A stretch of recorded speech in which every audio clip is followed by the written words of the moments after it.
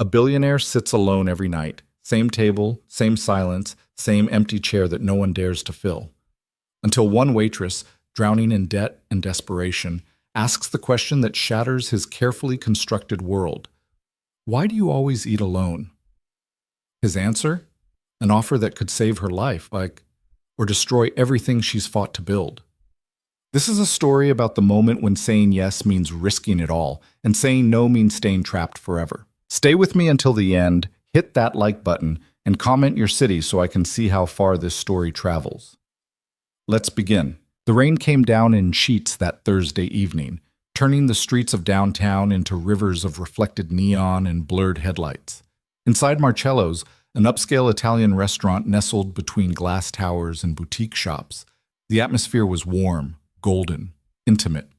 Soft piano music drifted through the air, mingling with the murmur of quiet conversations and the delicate clink of wine glasses. Maya Collins moved through the dining room with practiced efficiency, her movements automatic after 3 years of working the same floor, greeting the same regulars, reciting the same specials. Her white shirt was crisp despite the long shift, her dark hair pulled back in a neat ponytail that she'd perfected in the staff bathroom. She smiled at customers, refilled water glasses, cleared plates, all while her mind tallied numbers she didn't want to think about. Rent, $1,200, due in 6 days. Her mother's medication, $340, needed by Tuesday. The electric bill she'd been pushing back for 2 months, $218, final notice already sent. Her tips tonight, maybe $90 if she was lucky. The math never worked. It hadn't worked in months. Table 7 needs another bottle of the Chianti, Roberto called from behind the bar, not looking up from the cocktail he was mixing. And your section just got sat again. Table 12. Maya nodded, pushing the numbers aside. She grabbed the wine, delivered it with a smile that didn't quite reach her eyes, and turned toward table 12 to greet the new arrivals. But table 12 was empty. No, not empty. Occupied, but by only one person. Ethan Hayes sat in his usual spot, the corner table by the floor-to-ceiling window that overlooked the rain-soaked street below. Same table he'd occupied every Thursday and Saturday evening for the past 8 months. Same impeccably tailored charcoal suit, same Patek Philippe watch catching the candlelight, same posture of calm, controlled solitude. And as always, the same empty chair across from him. Maya had served him dozens of times. She knew his order by heart: sparkling water with lime, no ice. The grilled branzino with seasonal vegetables. A single glass of Barolo, never finished. He was unfailingly polite, spoke only when necessary, tipped exactly 40% every single time, calculated to the penny. He never made small talk, never asked how her day was, never looked at his phone. He simply sat, ate slowly, and stared at that empty chair as if he were dining with a ghost. "Good evening, Mr. Hayes," Maya said, approaching with her server's smile firmly in place. "Your usual table." "Good evening, Maya." His voice was quiet, measured. He always remembered her name. "Yes, thank you." She set down the menu out of habit, though he never looked at it. "Can I start you with sparkling water with lime, no ice, please, and I'll have the branzino." "Of course. Would you like the Barolo as well?" "Yes, thank you." The exchange was identical to every other time. Scripted, safe, predictable. Maya turned to leave, but something made her pause. Maybe it was the weight of the bills stacking up in her mind, or the exhaustion of pretending everything was fine, or the simple human need to break a pattern that had become suffocating. Whatever it was, the question slipped out before she could stop it. "Mr. Hayes?" He looked up, and for the first time in 8 months, she saw his eyes truly focus on her. They were gray, sharp, but not unkind. There was something in them, a depth, a weariness, that matched the ache she carried. "Yes?" The question sat on her tongue, dangerous and impulsive. Around them, the restaurant hummed with other lives, other conversations, other people who played their parts without stepping out of line. "Why do you always eat alone?" The piano player's hands faltered just for a second. The couple at the next table stopped mid-conversation. Even Roberto paused, wine bottle hovering over a glass, eyes darting toward the corner. The silence wasn't complete. The restaurant was too well bred for that. But it shifted, contracted, as if everyone had collectively held their breath. Ethan Hayes didn't react immediately. He didn't flinch, didn't dismiss her, didn't offer the polite deflection she expected. Instead, he looked at the empty chair across from him, his expression unreadable, his jaw tight. The moment stretched. 5 seconds? 10. Maya's heart hammered. She'd crossed a line, broken the unspoken rule between server and customer, between her world and his. She should apologize, laugh it off, retreat to the safety of professional distance. But she didn't move. Finally, Ethan looked back at her. When he spoke, his voice was quieter than before, but there was something raw beneath the control. "Because," he said, "I'm waiting for someone to ask that question." The answer hung in the air between them, impossible to interpret and impossible to ignore. Maya opened her mouth, closed it again.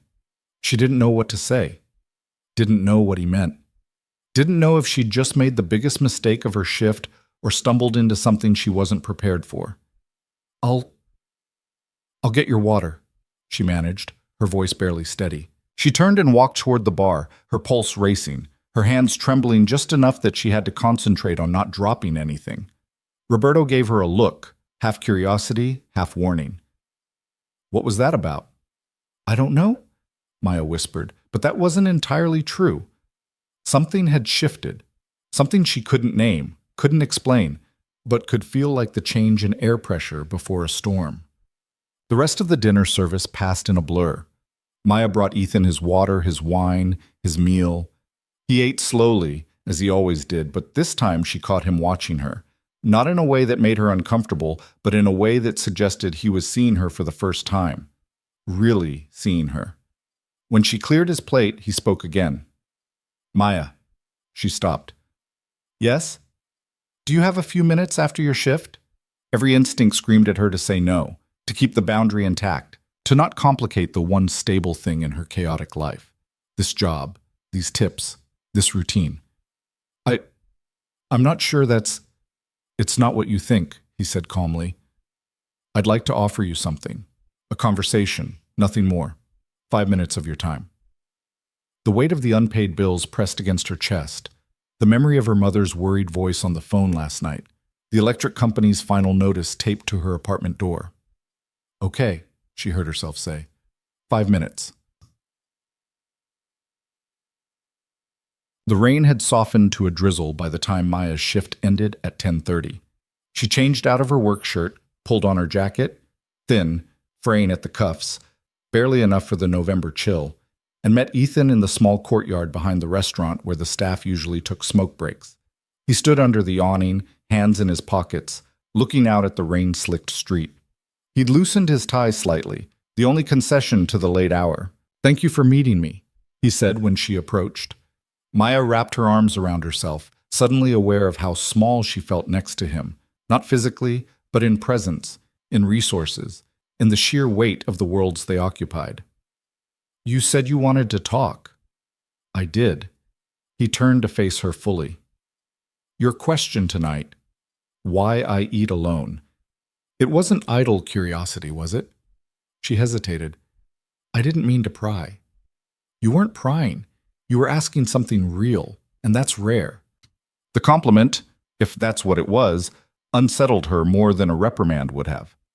"I don't understand what you want, Mr. Hayes." "Ethan," he corrected gently, "and what I want is to answer your question properly. But first, I need to ask you one. How long have you been working here?" 3 years. "And before that?" She frowned. "Why does that matter?" "Humor me." Maya sighed. "I was in college, pre-med. I had to drop out sophomore year when my father died and my mother got sick. Someone had to work. Someone had to take care of her. I'm the only child, so I did." He nodded slowly, as if this confirmed something he'd suspected. "You carry yourself like someone who's forgotten what it feels like to be seen, not as a waitress, not as a caretaker, not as someone struggling, but as a person with potential that hasn't been given a chance to unfold." The words hit her like a physical blow. She looked away, blinking against the sudden sting in her eyes. "That's a hell of an assumption to make about someone you've barely spoken to." "I've been watching you for 8 months, Maya. Not in a strange way, but in the way someone recognizes a reflection of something they understand. You're smart. You're disciplined. You handle pressure without breaking. You treat people with dignity even when you're exhausted. Those aren't common traits. What do you want? She asked again, her voice tight. I want to offer you a job. The world seemed to tilt slightly. What? A real job, at my company. Hayes Collective handles venture capital, strategic consulting, and philanthropic project management. We're selective about who we hire, but we're always looking for people who think differently, people who've had to fight for everything they have. Maya stared at him.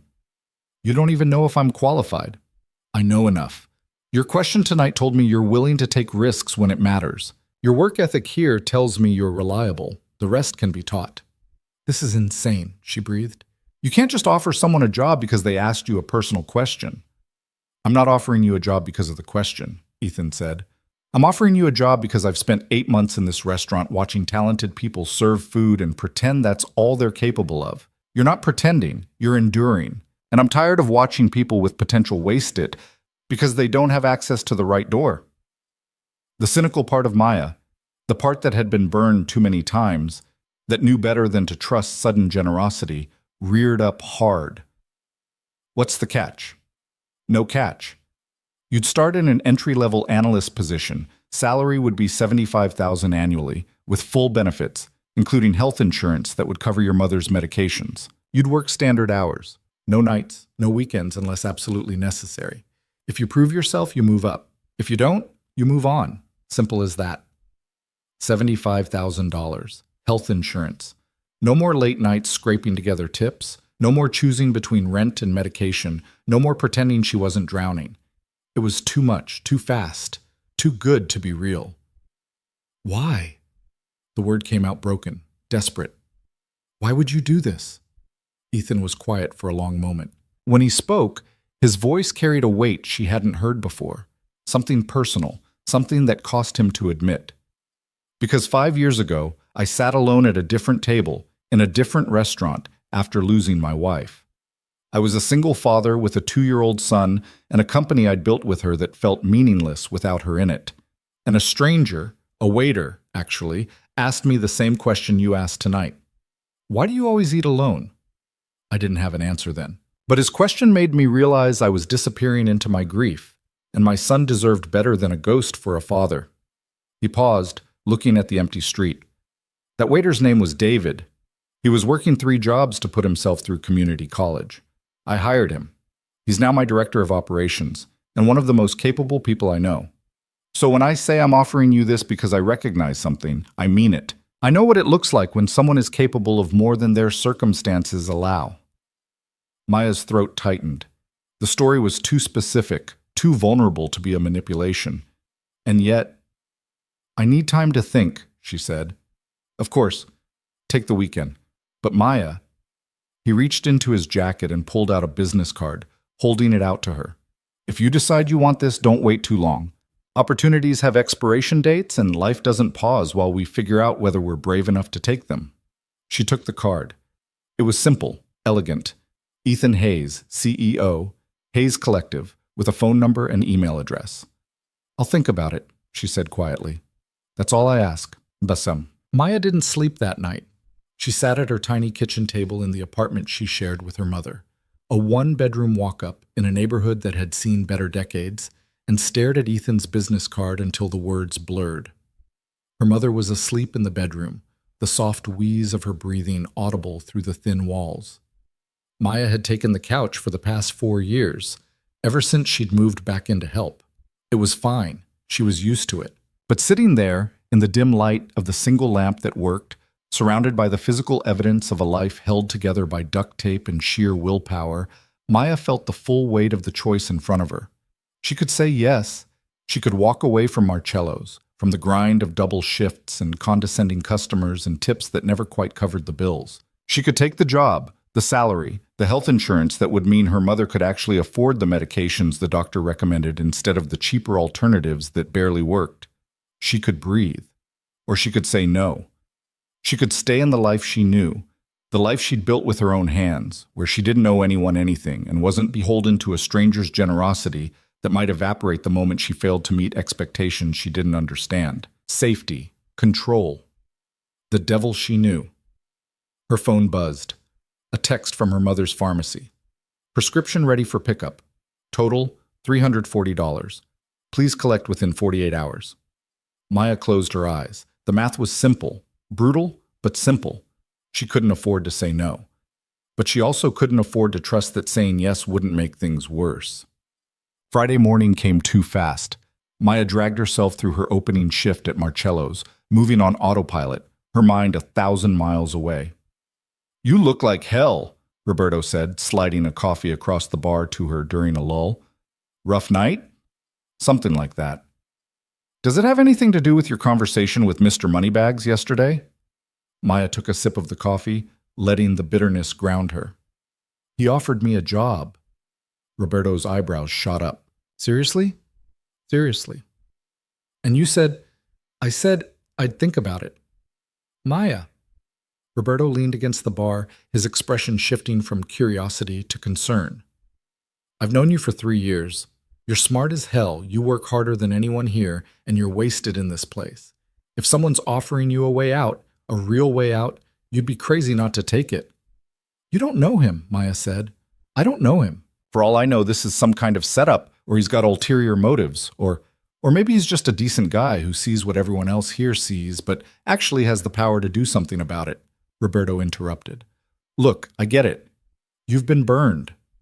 Life's taught you not to trust good things. But sometimes, Maya, good things are just good things. And if you keep saying no to them out of fear, you're going to wake up 10 years from now still wiping down tables and wondering what if." The words hit harder than she wanted to admit. "I have to go check on table 4, she muttered, setting down the coffee and walking away before Roberto could say anything else. Saturday came, Maya's day off. She spent it at the library, using their free Wi-Fi to research Hayes Collective. What she found made the offer even more surreal. The company was legitimate, more than legitimate. It was a mid-sized firm with an impressive portfolio, investments in sustainable technology, partnerships with nonprofits focused on education and healthcare access, a track record of backing startups that prioritize social impact alongside profit. And Ethan Hayes himself? The articles painted a picture of a man who'd built the company from scratch with his late wife, an environmental engineer named Sarah Hayes, who died in a car accident 5 years ago. After her death, Ethan had restructured the company's mission to focus on the causes she'd cared about, while also raising their son, now 7 years old, as a single father. There were photos. Ethan at charity galas, Ethan speaking at conferences, Ethan in a candid shot at a park with a small boy on his shoulders, both of them laughing. He looked different in those photos, less controlled, more human. Maya closed the laptop, her heart racing. This was real. The offer was real. The man was real. And that made it terrifying. Saturday evening, Maya's shift at Marcello's. 6 o'clock. Ethan arrived at his usual time, took his usual table, ordered his usual meal. But this time, when Maya brought his water, her hands were shaking. "Have you made a decision?" he asked quietly, before she could set down the glass. She had. She'd thought about nothing else for 48 hours. She'd run every scenario, weighed every risk, talked herself in and out of it 100 times. And she'd landed on the answer that made the most sense, even if it broke something inside her to say it. "I can't accept your offer." Ethan's expression didn't change. "May I ask why?" Maya set down the glass carefully, concentrating on keeping her voice steady. "Because I don't know you. Because this feels too good to be true. And in my experience, things that feel that way usually are. Because I have responsibilities I can't risk on a stranger's generosity, no matter how well-intentioned. I need stability, Mr. Hayes. And taking a job from someone I've known for 5 minutes, someone who made the offer based on one conversation, that's not stability. That's a gamble I can't afford to lose." It was the smart answer. The safe answer. The answer that would keep her life exactly as it was. Hard, exhausting, barely sustainable. But hers. Ethan nodded slowly. "I understand. Do you?" "Yes." He met her eyes, and there was no anger there, no disappointment, just a quiet acceptance that somehow made her feel worse than if he'd argued. "You're protecting yourself. That's not wrong. I just hope you're not protecting yourself from something that could actually help." "I appreciate the offer," Maya said, her throat tight. "I do. but this is my answer. Then I respect it. He picked up his menu, signaling the end of the conversation. I'll have the branzino, please. Maya nodded and walked away, her chest aching with a loss she couldn't name. She'd made the right choice. She'd made the safe choice. So why did it feel like she'd just closed a door she'd never get another chance to open? The rest of the evening blurred together. Maya went through the motions, served tables, smiled at customers, counted her tips at the end of the night. $87, slightly below average. She walked home in the cold, the card in her pocket feeling like a stone. When she got to her apartment, her mother was awake, sitting at the kitchen table with a cup of tea and a worried expression. Maya, sweetheart, I got a call from Dr. Morrison's office today. Maya's stomach dropped. What did they say? They're recommending I start a new treatment protocol. It's more effective than what I'm on now, but her mother's voice faltered. It's expensive. Even with the assistance program, it's about $600 a month. $600. Maya sat down heavily in the chair across from her mother, the numbers cascading through her mind like an avalanche. Rent, utilities, food, her mother's current medications. And now this. It was impossible. Completely, mathematically impossible. We'll figure it out, Maya said automatically, the lie sitting bitter on her tongue. Her mother reached across the table and took her hand. You do too much, Maya. You've given up too much for me already. If I need to go without... No, Maya's voice was sharp. You're not going without. I'll pick up extra shifts. You're already working yourself to death. Then I'll work harder. Her mother's eyes filled with tears. This isn't the life I wanted for you. It's the life I have, Maya said, gentler now. And it's fine. I'm fine. We'll figure it out. But as she lay on the couch that night, staring at the water-stained ceiling, Ethan's words echoed in her mind. Opportunities have expiration dates, and life doesn't pause while we figure out whether we're brave enough to take them. She'd chosen safety. She'd chosen fear. And now she'd have to live with that choice. Sunday morning. Maya's phone rang at 7 a.m., jerking her out of a restless sleep. It was her manager at Marcello's. Maya, I need you to come in early today. Jen called in sick, and we're short-staffed for brunch service. I'm not scheduled until 3, Maya said, her voice rough with exhaustion. I know, but I really need you. I'll comp you a meal and make sure you're on the good section. Maya closed her eyes. The good section meant better tips. Better tips meant maybe she could cover an extra $50 toward the new medication. I'll be there in an hour. The brunch shift was chaos. Families with screaming children, tourists who didn't understand tipping, a kitchen that couldn't keep up with the orders. Maya moved through it mechanically, her body present, but her mind somewhere else. She was refilling coffee at table 9 when she heard the hostess's voice from the front. Mr. Hayes, welcome back. Your usual table?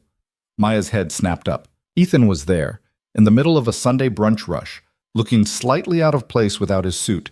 He wore a dark sweater and jeans, more casual than she'd ever seen him. And beside him, holding his hand, was a small boy with dark hair and curious eyes. His son. Maya felt her chest tighten. She'd been so focused on Ethan as a CEO, as a stranger making an impossible offer, that she'd almost forgotten this detail. He was a father, a single parent, just like her mother had been after her father died. The hostess led them to the corner table. The empty chair was still there. Maya watched as Ethan lifted his son into one of the chairs, helped him with his menu, pointed at pictures of the food. The boy said something that made Ethan smile. Really smile, not the controlled expression he wore during his solo dinners. And the glimpse of warmth in his face made him look younger, less guarded, human. Table 9 is still waiting on that coffee, Roberto called from behind the bar. Maya snapped back to attention, finished her rounds, and tried not to look at the corner table. But 20 minutes later, when the brunch rush finally eased, she found herself walking over. Good morning, she said, her voice steadier than she felt. Can I get you started with drinks? Ethan looked up, and something flickered in his expression. Surprise, maybe, or something else she couldn't read. Good morning, Maya. This is my son, Oliver. The boy looked up at her with bright, inquisitive eyes. Hi, Dad says you work really hard here. Maya blinked. He said that? Yep. He says you're one of the smartest people he knows. Heat crept up Maya's neck. That's very kind of him. Ethan had the grace to look slightly embarrassed. Oliver tends to repeat everything I say, sometimes verbatim. I like your hair, Oliver announced. It's really long. Can you do a braid like Elsa? Despite everything, Maya felt a smile tug at her lips. I've never tried, but I bet I could learn. Cool! Maya took their drink orders, orange juice for Oliver, coffee for Ethan, and retreated to the bar, her heart pounding. Roberto raised an eyebrow. That the guy? That's the guy. And the kid? His son. Roberto whistled low. Single dad billionaire offering you a better life. Maya, if you don't take that job, I'm going to assume you've lost your mind. It's not that simple. It never is. But sometimes the complicated choice is still the right one. Maya brought their drinks, took their food orders, and tried to maintain professional distance. But Oliver made that nearly impossible. Do you have kids? He asked while she was setting down his juice. No, I don't. Do you want kids? Oliver, Ethan said gently, that's a personal question. But you ask people personal questions all the time. Ethan's mouth twitched. That's different. How? Because I'm an adult and you're 7. That's not fair. Maya bit back a laugh. It's okay. I don't mind. She looked at Oliver. I haven't really thought about it. Maybe someday. You should think about it, Oliver said seriously. Kids are great. I'm great. You certainly seem confident about that, Maya said, grinning. Dad says confidence is important.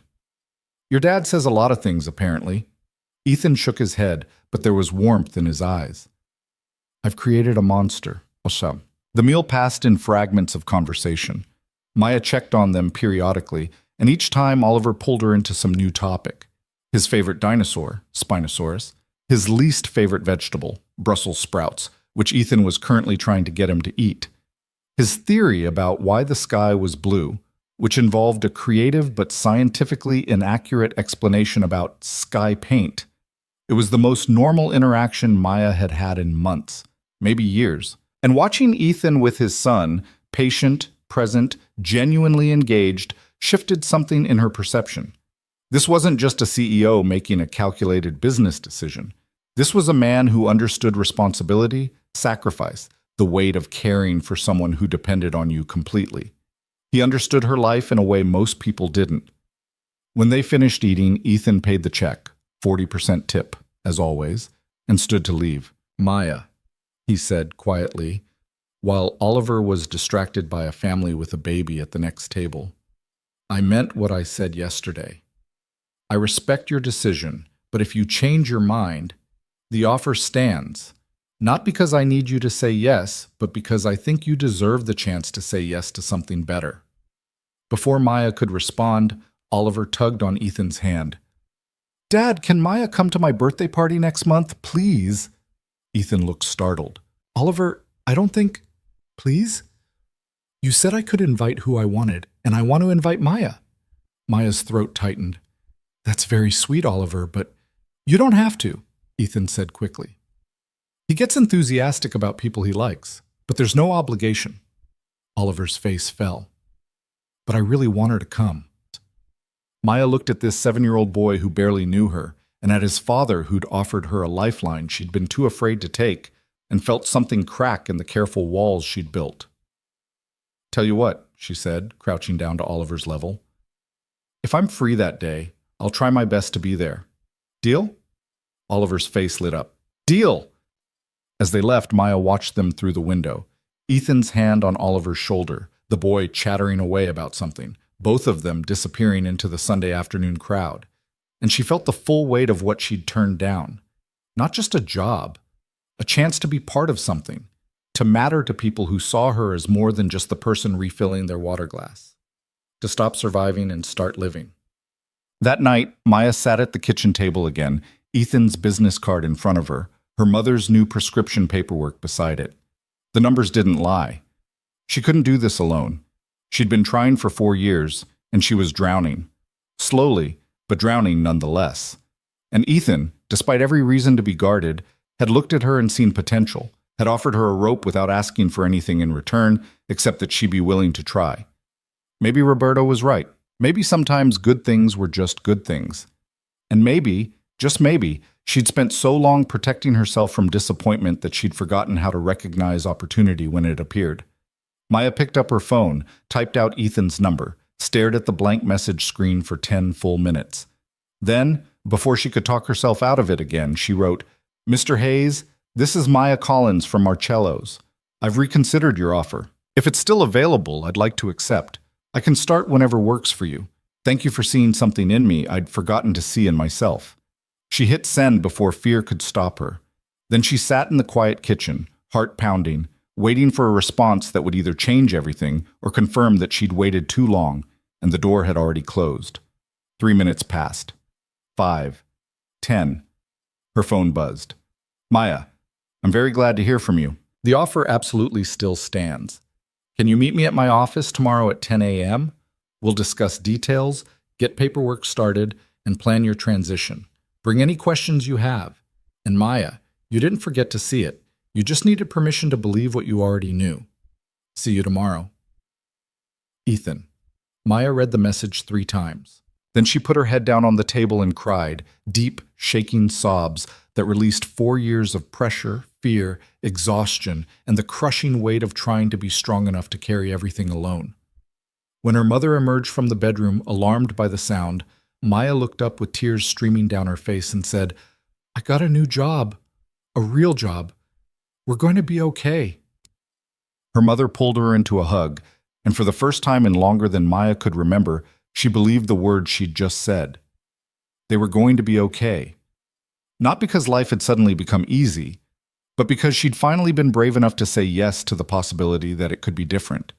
And tomorrow she would walk through a door she'd almost let close forever and find out what waited on the other side. Maya stood outside the glass tower on 5th Avenue at 9:45 the next morning, her reflection staring back at her from the building's pristine surface.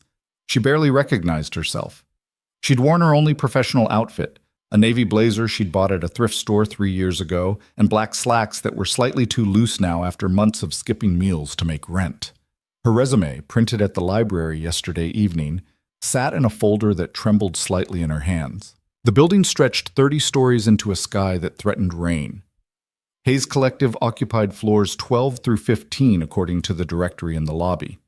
Maya took a breath, pushed through the revolving door, and stepped into a world that felt like it belonged to someone else's life. The lobby was all marble and ambient lighting, with a reception desk staffed by a woman in a crisp white shirt who smiled as Maya approached. "Good morning. How can I help you?" "I have an appointment with Ethan Hayes at 10. The receptionist's eyebrows rose slightly. Whether from recognition of the name or surprise that someone dressed like Maya had an appointment with the CEO, Maya couldn't tell. "Name, please?" "Maya Collins." The woman typed something into her computer, then nodded. "Yes, Mr. Hayes is expecting you. 12th floor, suite 1200. The elevators are just to your right." Maya thanked her and crossed the lobby, her shoes clicking against the marble with a sound that felt too loud, too noticeable. In the elevator, she watched the numbers climb and tried to calm the hammering of her heart. This was real. This was happening. And there was no going back now. The elevator doors opened onto a reception area that managed to feel both professional and warm. Soft gray walls, modern furniture, floor-to-ceiling windows overlooking the city. A younger man sat at the front desk, his tie slightly loosened, typing rapidly on his computer. He looked up as Maya stepped out. "You must be Maya. I'm Jordan, Ethan's assistant. He's just finishing up a call. Should be ready for you in just a moment. Can I get you anything? Coffee? Water?" "Water would be great, thank you." Jordan returned a minute later with a bottle of sparkling water and a glass. "He tries to convert everyone to sparkling," Jordan said with a grin. "Fair warning." Maya managed a smile. "I noticed that tendency." "Right, Marcello's. He talks about that place more than you'd think. Apparently the Branzino is life-changing." Before Maya could respond, a door opened down the hall and Ethan emerged, phone to his ear, nodding at whatever the person on the other end was saying. He was in a suit again, different from the one at the restaurant, charcoal with fine pinstripes, and he moved with the focused energy of someone whose time was measured in minutes. He saw Maya and held up one finger. 1 minute. "I understand the concern, Richard, but we've run the numbers 6 different ways and the outcome is consistent. The risk is manageable if we structure it correctly? Yes. No, I want Sarah's team on the environmental impact assessment before we move forward. Exactly. Let's schedule a follow-up for Thursday. Good. Thanks. He ended the call and slipped the phone into his pocket, his expression shifting as he turned his full attention to Maya. Maya, thank you for coming. Thank you for seeing me. Come on back. He gestured down the hall. Jordan, can you hold my calls for the next hour? Already done. Ethan's office was smaller than Maya expected. Not cramped, but not the sprawling executive suite she'd imagined. One wall was entirely windows, offering a view of the city that probably cost more than most people's annual salaries. The other walls held framed photos. Oliver at various ages, a stunning woman with kind eyes who must have been Sarah, a few pictures of what looked like project sites, a school in a rural area, a solar panel installation, a community garden. Sit, please.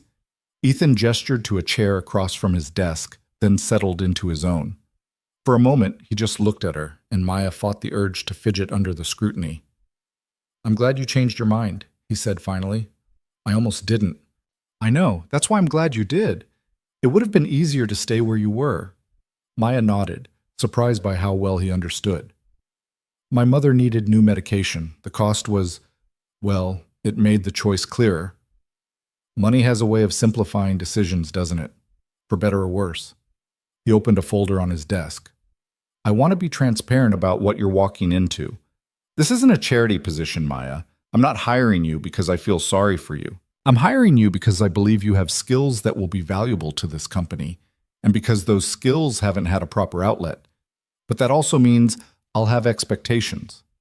I understand. Do you? His tone wasn't harsh, just direct. You'll be starting in our strategic analysis department, working under David Chen, the man I mentioned, who used to be a waiter. He's brilliant, demanding, and he doesn't suffer laziness or excuses. You'll be analyzing investment proposals, researching market trends, preparing reports for senior staff. The hours are reasonable by industry standards, usually 8 to 6, sometimes later during critical periods.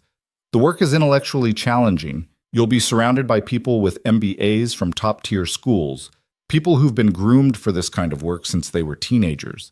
It can be intimidating. Maya's stomach clenched, but she kept her voice steady. Are you trying to talk me out of this? No, I'm making sure you know what you're accepting. There's a difference between opportunity and guarantee, Maya. I can give you the first. The second is up to you. The honesty was bracing, but also oddly reassuring. This wasn't a rescue mission. It was a transaction, and Ethan was being clear about the terms. I'm not afraid of hard work, Maya said. And I'm not afraid of being intimidated. I've spent the last 4 years being underestimated. I'd rather be challenged. Something shifted in Ethan's expression. Approval, maybe, or recognition. Good. Then let's talk specifics. They spent the next 40 minutes going through the details. Salary, $75,000, as promised, paid bi-weekly. Health insurance that would kick in immediately, with coverage comprehensive enough to include her mother. A 401k match after 6 months. 2 weeks of vacation in the first year, 3 weeks after that. Performance reviews every 6 months. When can you start? Ethan asked. Maya thought about Marcello's, about the shifts she'd already been scheduled for, about Roberto and the other servers who'd become something like family over the past 3 years. I need to give notice. 2 weeks is standard, but if you need me sooner, 2 weeks is fine, Ethan said. It'll give us time to prepare your workspace and get you set up in our systems. Your official start date will be 3 weeks from today. That gives you 2 weeks' notice, plus a few days to handle any personal matters before you begin.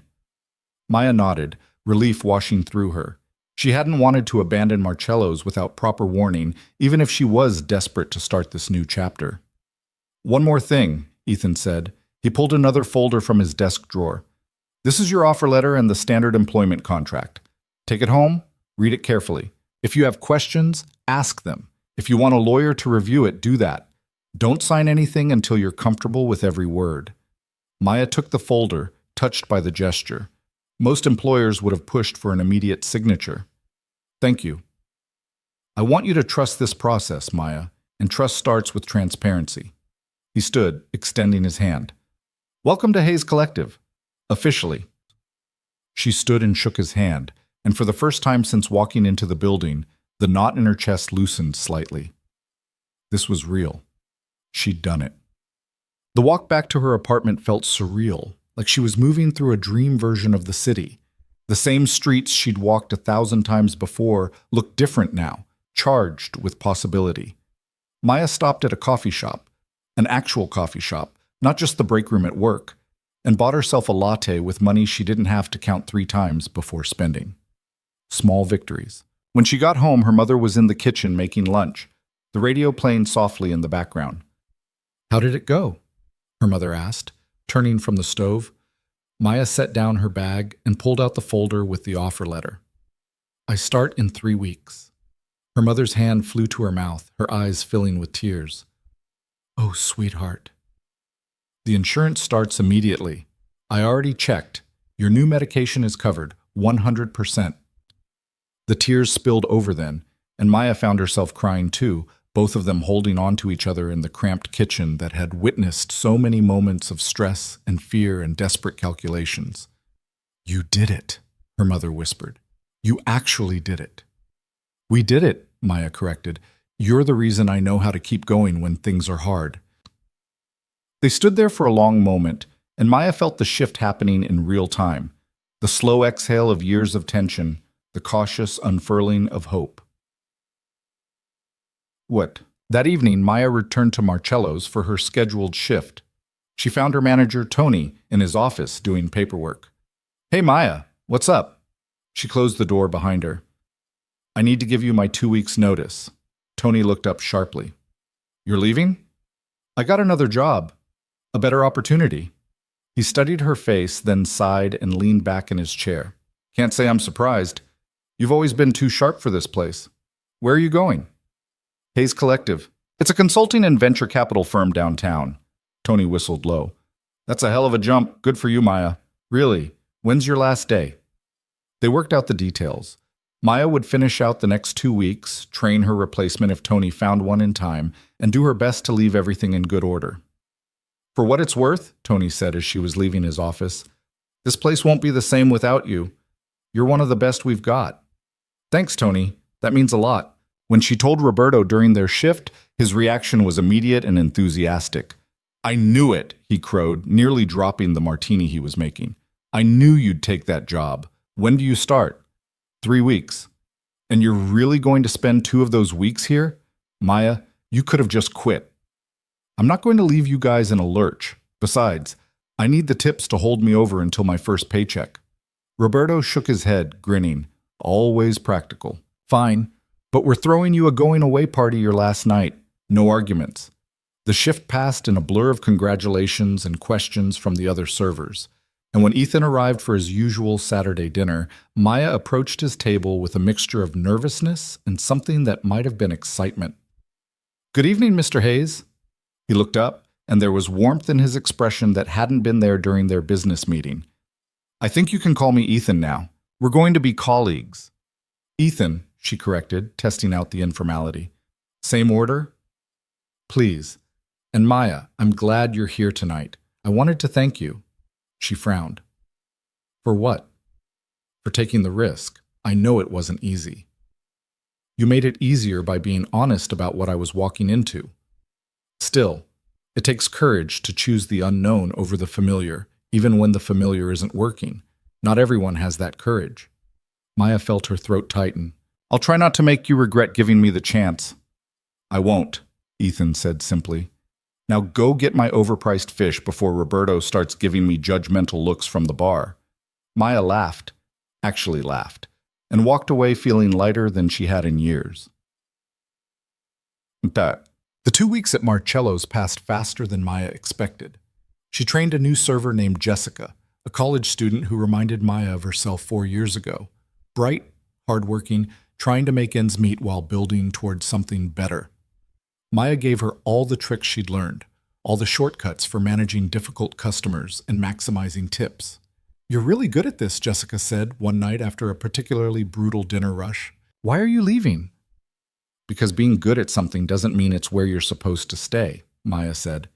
"Sometimes you have to let yourself move toward the thing you're meant to do, even if you're not sure what that is yet. On her last night, true to his word, Roberto organized a small party after closing. The staff pooled money for a gift card and a card they'd all signed, and Tony gave a short speech about how Maya had been one of the best servers he'd ever worked with, and how he expected to see her name in the business section of the newspaper someday. It was silly and sentimental and exactly what Maya needed. When she left Marcello's for the final time, she paused at the door and looked back at the dining room. The tables she'd served, the bar where she'd commiserated with Roberto, the corner table where Ethan had sat alone for 8 months before asking her a question that changed everything. Then she walked out into the November night and didn't look back. The weekend before her start date, Maya went shopping for work clothes, a task that proved more stressful than she'd anticipated. Everything in the professional women's sections of department stores seemed designed for people with completely different budgets. She finally found a few pieces at a discount retailer. 2 pairs of dress pants, 3 blouses, a second blazer. It wasn't much, but it would get her through the first few weeks until she could buy more. Sunday evening, she laid out her outfit for the next day, set 3 alarms, and tried to sleep. It didn't work. She lay awake running through scenarios, imagining everything that could go wrong, everything she didn't know, every way she might fail to meet the expectations that had been set. At 5 in the morning, she gave up on sleep and got up to make coffee. Her mother found her at the kitchen table an hour later, staring into space. Nervous? Terrified? Her mother sat down across from her. You know what I remember about your first day of high school? Maya shook her head. You came downstairs wearing the outfit you'd planned for weeks, took one look at your breakfast, and threw up in the sink. Mom, let me finish. You were so scared of not fitting in, of being too much or not enough, of all the ways it could go wrong. And I told you then what I'm going to tell you now.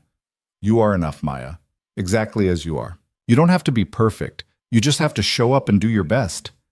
Maya felt tears prick her eyes. What if my best isn't good enough? Then you'll learn and get better. But I don't think that's going to be the problem. I think you're going to walk in there and remind everyone why Ethan Hayes saw something in you in the first place. Maya arrived at Hayes Collective at 8:30, 30 minutes before she was supposed to. Jordan was already at his desk, looking annoyingly awake for someone who probably commuted from somewhere in Brooklyn. First day, he announced cheerfully. Ready to have your brain broken by David Chen's presentation style? That's encouraging. Don't worry, he's actually great, just very intense. Come on, I'll take you up to 14. That's where the strategic analysis team works. They took the elevator up 2 floors, and Maya stepped out into an open-plan office that buzzed with quiet activity.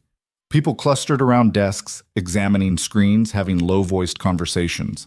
Everyone looked young, polished, purposeful.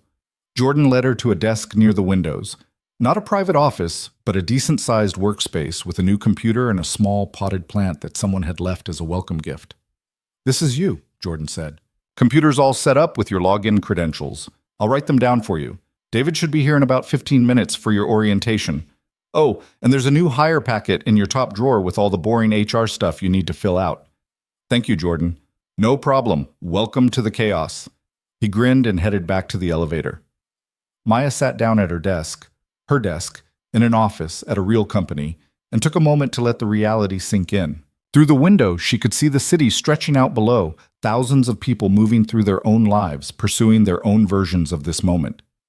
She'd made it. Maya Collins? She turned to find a man in his early 30s approaching, hand extended.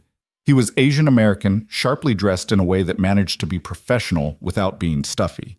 And he moved with the kind of confidence that came from knowing exactly what he was doing. David Chen, he said as they shook hands. Welcome to the team. Ethan told me about you. All good things, I hope. He said you ask questions nobody else has the guts to ask, which in this line of work is either going to make you invaluable or get you fired within a month. David's expression was deadpan, but there was a glint of humor in his eyes. Let's aim for invaluable, shall we? Despite her nerves, Maya smiled. I'll do my best. Good. Come on, let's get you oriented. Fair warning, I'm going to throw a lot of information at you very quickly, and you're going to feel overwhelmed. That's normal. Nobody expects you to understand everything on day 1, but I do expect you to take notes and ask questions when you don't understand something. Clear? Clear? The next 4 hours were exactly as David had warned, a fire hose of information about company structure, current projects, analytical methodologies, software systems, reporting requirements. Maya's hand cramped from taking notes, and her head spun with acronyms and frameworks and names of people she'd be working with. They broke for lunch at noon, and David took her to the building's cafeteria, a surprisingly nice space on the 25th floor with floor-to-ceiling windows and food that actually looked appetizing. "So," David said as they sat down with their trays, "Ethan mentioned you were working as a waitress before this. What made you want to make the jump?" Maya hesitated, not sure how much to share. "Honestly, I didn't choose it initially. I had to drop out of college when my father died and my mother got sick. The restaurant was supposed to be temporary, but temporary has a way of becoming permanent when you're just trying to survive." David nodded slowly. "I get that. I was working 3 jobs when Ethan found me: waiter, delivery driver, and overnight stock at a grocery store. I'd been trying to finish my associate's degree for 4 years, taking 1 or 2 classes a semester when I could afford it. He offered me a job and I thought he was insane or running some kind of scam." "What changed your mind?" "He gave me 2 weeks to think about it. No pressure. And during those 2 weeks, I realized that I was so busy protecting myself from potential failure that I'd stopped allowing myself any possibility of success. So I took the risk." David took a bite of his sandwich.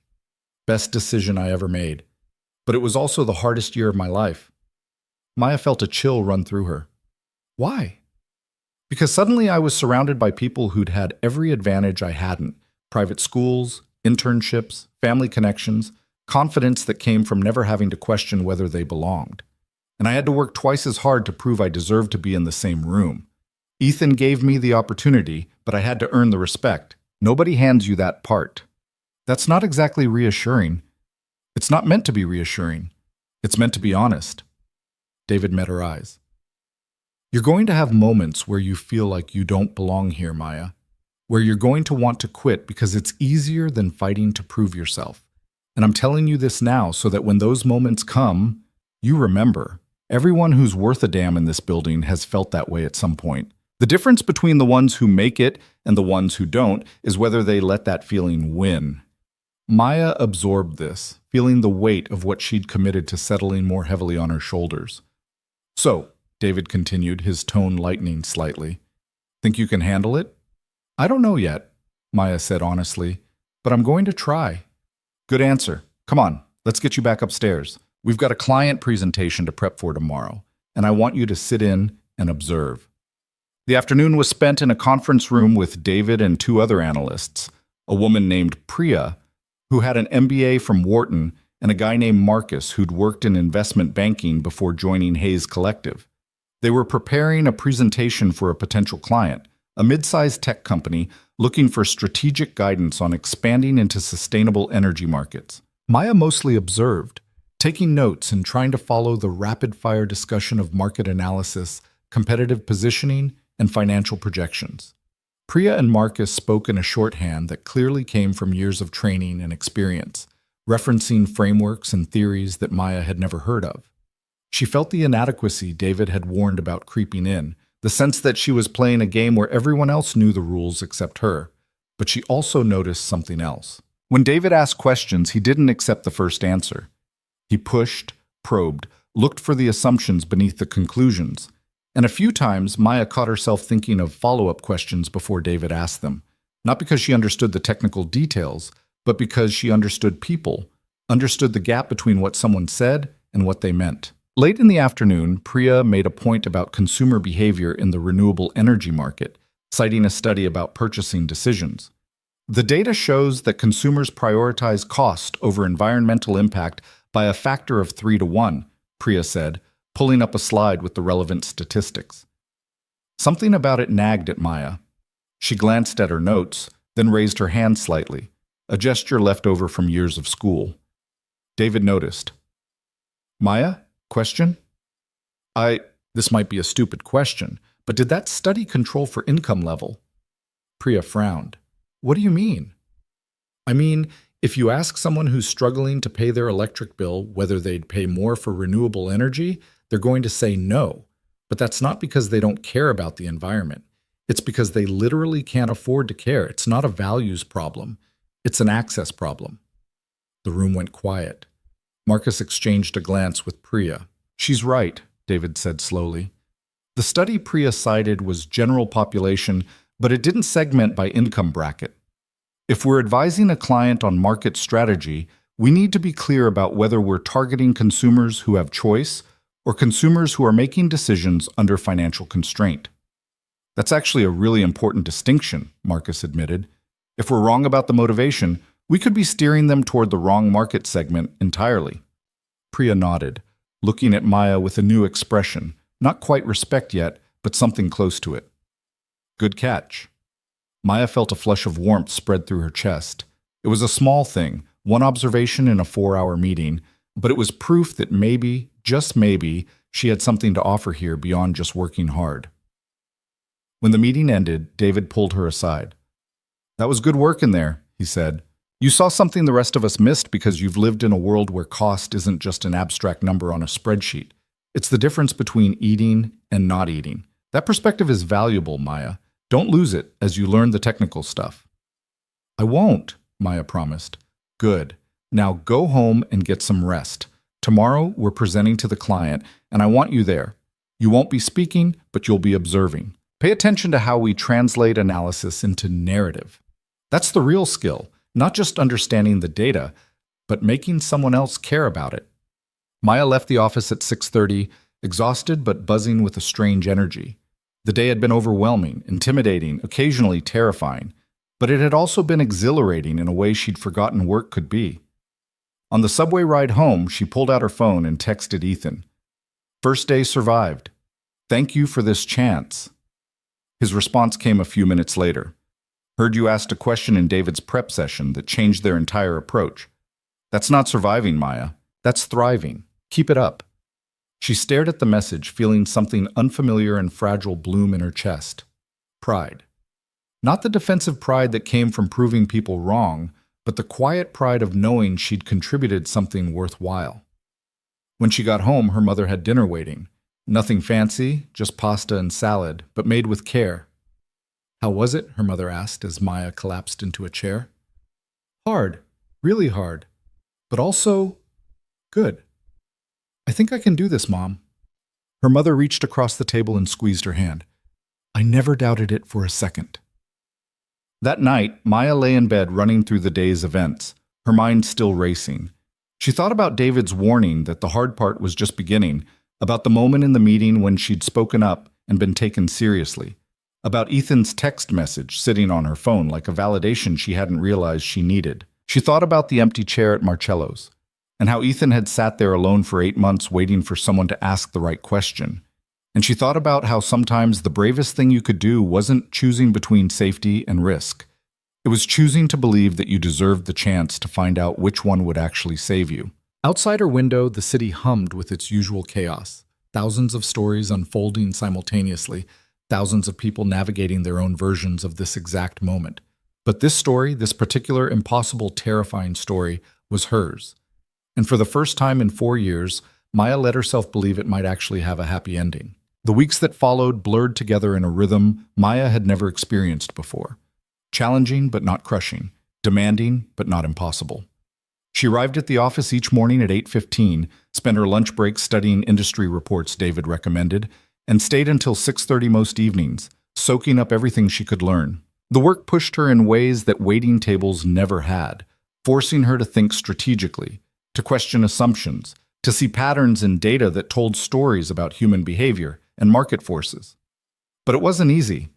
There were moments when she sat in meetings listening to Priya or Marcus discuss portfolio theory or market segmentation strategies using terminology that might as well have been a foreign language. There were nights when she came home so mentally exhausted that she could barely eat dinner before collapsing on the couch.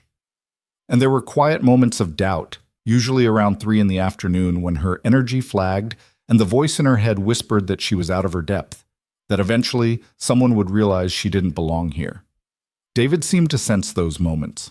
He'd appear at her desk with coffee, drop a new assignment in front of her, and say something like, "Stop overthinking and start doing. That's how you learn." It became a pattern. The doubt would creep in, David would push her forward, and Maya would discover she was capable of more than she'd given herself credit for. 3 weeks into her new job, on a gray December morning that threatened snow, David called her into his office. "Close the door," he said, not looking up from his computer. Maya's stomach dropped.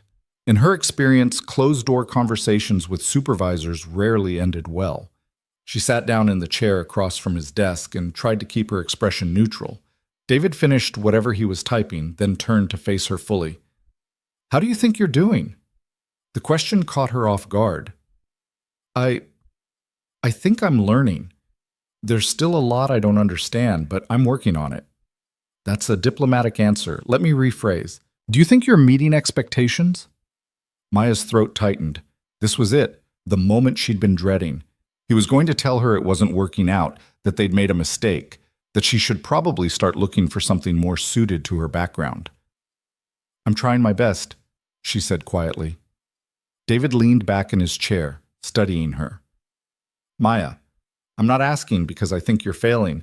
I'm asking because I want to know if you recognize how well you're actually doing." She blinked. "What?" "In 3 weeks, you've absorbed information that takes most new analysts 3 months to process. You ask better questions than people who've been here for years. Your instincts about human behavior and market dynamics are sharper than anyone I've worked with.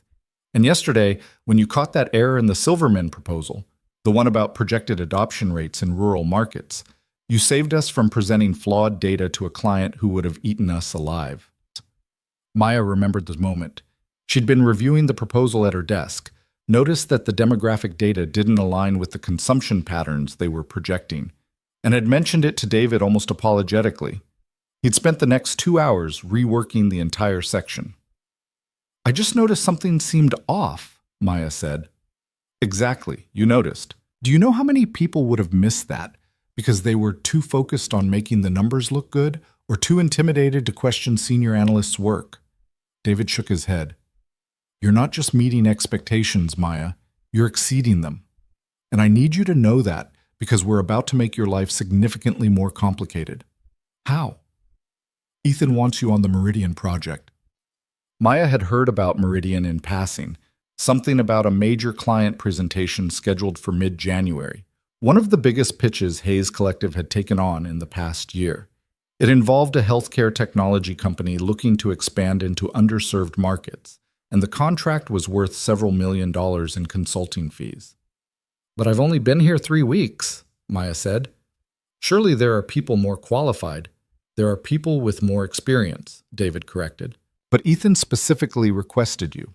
He thinks your perspective on accessibility and economic barriers will be crucial for developing a strategy that actually works instead of just looking good on paper." The weight of that statement settled over Maya like a heavy coat. Ethan was trusting her with something important, something that could impact the company's reputation and bottom line. It was validating and terrifying in equal measure. "When does it start?" "Tomorrow. Team meeting at 9 a.m., conference room B. I'll be there, along with Priya, Marcus, and 2 senior partners, Linda Okoye and James Morrison. They're both brilliant and both very protective of their projects, so prepare yourself for intense scrutiny." Maya nodded, her mind already racing ahead to everything she'd need to review before the meeting. "One more thing," David said, his tone shifting to something more personal. "You're going to walk into that room tomorrow and feel like you don't belong there. Everyone else will have years of experience you don't have, degrees from schools you couldn't afford, networks you've never had access to. And you're going to be tempted to stay quiet, to just observe, and not risk saying something wrong. But that would be a waste of why Ethan put you on this team. He didn't choose you despite your background, Maya. He chose you because of it. So when that voice in your head tells you to stay quiet, ignore it, speak up, ask the questions no one else is asking. That's your job." The Meridian team meeting the next morning was exactly as intimidating as David had warned. Maya arrived 10 minutes early and found the conference room already occupied by 2 people she'd only seen in passing. Linda Okoye, a tall woman in her 40s with silver-streaked hair and an air of absolute competence, and James Morrison, a younger man, maybe mid-30s, whose casual confidence suggested he'd never questioned his place in any room he entered. "You must be Maya," Linda said, extending her hand. "David speaks highly of you." That's generous of him. I'm still learning. Aren't we all? Linda's smile was warm but assessing. I understand you come from a non-traditional background. It wasn't quite a question, but Maya heard the curiosity beneath it. I do. I was working in food service before this. Interesting.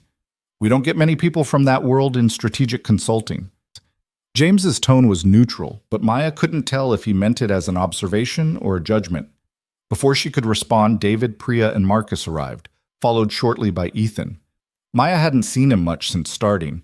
He'd been traveling for the past 2 weeks, and their interactions had been limited to occasional emails and one brief conversation in the elevator about how she was settling in. He looked tired this morning, she noticed. There were shadows under his eyes that hadn't been there before, and his usually crisp appearance seemed slightly worn around the edges. "Morning, everyone," Ethan said, settling into a chair at the head of the table. "Thanks for making time. I know we're all juggling multiple priorities, but Meridian is critical.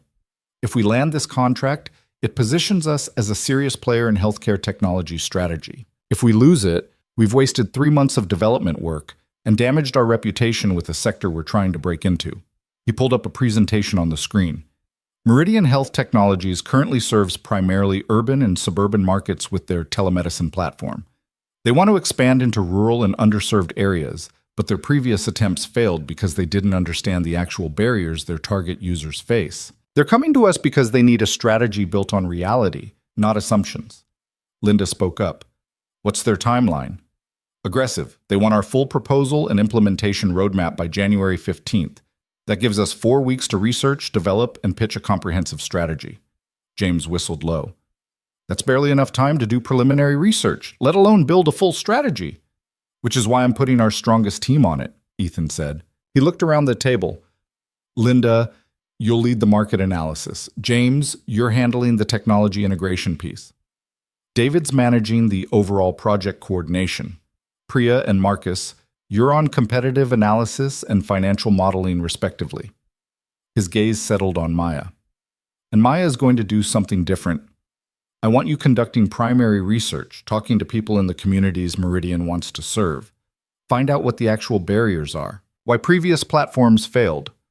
What would make someone in a rural area with limited internet access and high healthcare costs trust a telemedicine service enough to use it?" The assignment was both thrilling and daunting. Maya had spent years working with people from exactly those demographics, customers at Marcello's, neighbors in her building, her own mother navigating a healthcare system that seemed designed to exclude people without resources. But translating that lived experience into strategic recommendations for a corporate client was something else entirely. "How do I conduct that research?" Maya asked. "However you think will get you the most honest answers," Ethan said. "Surveys, interviews, focus groups. Use whatever methods make sense. David will help you design the research framework, but the approach is up to you." For the next 2 hours, they discussed the project in detail. Deliverables, timelines, division of responsibilities, potential obstacles. Maya took notes furiously, trying to keep track of all the moving pieces while also thinking about how she'd approach the research assignment. When the meeting finally ended and people began filing out, Ethan caught her eye. "Maya, can you stay for a minute?" She nodded, gathering her things more slowly as the others left. When the door closed behind David, the last one out, Ethan rubbed his eyes and sighed. "Rough couple of weeks," Maya ventured. "You could say that. Oliver had the flu, which meant I was working from home while also playing nurse. Not my finest balancing act." He managed a tired smile. "But that's not why I wanted to talk to you. How are you really doing? And I want an honest answer, not the professional version you'd give David or Linda." Maya considered the question. "It's overwhelming sometimes. Like I'm constantly one step behind everyone else trying to catch up to a standard I can't quite see. But it's also the most engaged I've felt in years. Like my brain is finally getting used in ways it was meant to." "That's a good answer. Better than fine, anyway." Ethan leaned against the table. "I put you on this project because I think you can see things the rest of the team can't. But I also put you on it because I remember what it's like to be new to this world and feel like you're constantly proving yourself. Having a high-profile project where your contribution matters. That's how you stop feeling like an imposter and start feeling like you belong." "What if I fail?" Then we learn from it and move forward. Maya, I didn't hire you because I thought you'd be perfect. I hired you because I thought you'd be valuable. There's a difference. The word settled something in Maya's chest that had been unsettled since the meeting started. Thank you for the opportunity and for being honest about what it means. Just do good work. That's all I ask. He pushed off from the table. Now go talk to David about research design before he hunts you down. He gets anxious when projects don't have clear methodologies. The next 3 weeks consumed Maya's life in a way that made her previous schedule at Marcello's look leisurely by comparison. She spent her days designing surveys and interview protocols, her evenings conducting phone interviews with people in rural communities across 3 different states, and her weekends analyzing the data she'd collected. David had helped her develop a research framework that was rigorous enough to satisfy academic standards while still being flexible enough to capture the nuanced, complicated realities of people's lives. What emerged from the research was a picture that contradicted almost everything Meridian's previous market analysis had assumed. The barrier to adoption wasn't primarily cost, though that mattered, and it wasn't skepticism about telemedicine as a concept. It was trust. People in underserved communities had been promised solutions before by companies and organizations that swept in with ambitious plans and then disappeared when the initiatives didn't generate immediate profits. They'd been treated as a market to extract value from, not a community to serve. And they'd learned, through bitter experience, to be suspicious of anything that sounded too good to be true. Maya documented all of this in meticulous detail. Quotes from interviews, statistical patterns from surveys, case studies of previous failed initiatives, and what they'd gotten wrong. She worked late into the nights, fueled by coffee and the growing conviction that she'd found something important. On the 15th night of the project, a Saturday evening when most people were out enjoying their weekends, Maya was still at the office, deep in her analysis, when she heard footsteps approaching her desk. She looked up to find Ethan standing there, dressed casually in jeans and a sweater, with Oliver beside him holding what appeared to be takeout bags. "You're here late," Ethan observed. Maya glanced at the clock and was startled to see it was nearly 8. "I didn't realize how late it had gotten. I was just finishing up the analysis section." "Have you eaten?" I think I had something at lunch." Ethan shook his head. "Oliver and I just picked up Thai food. There's more than enough. Join us?"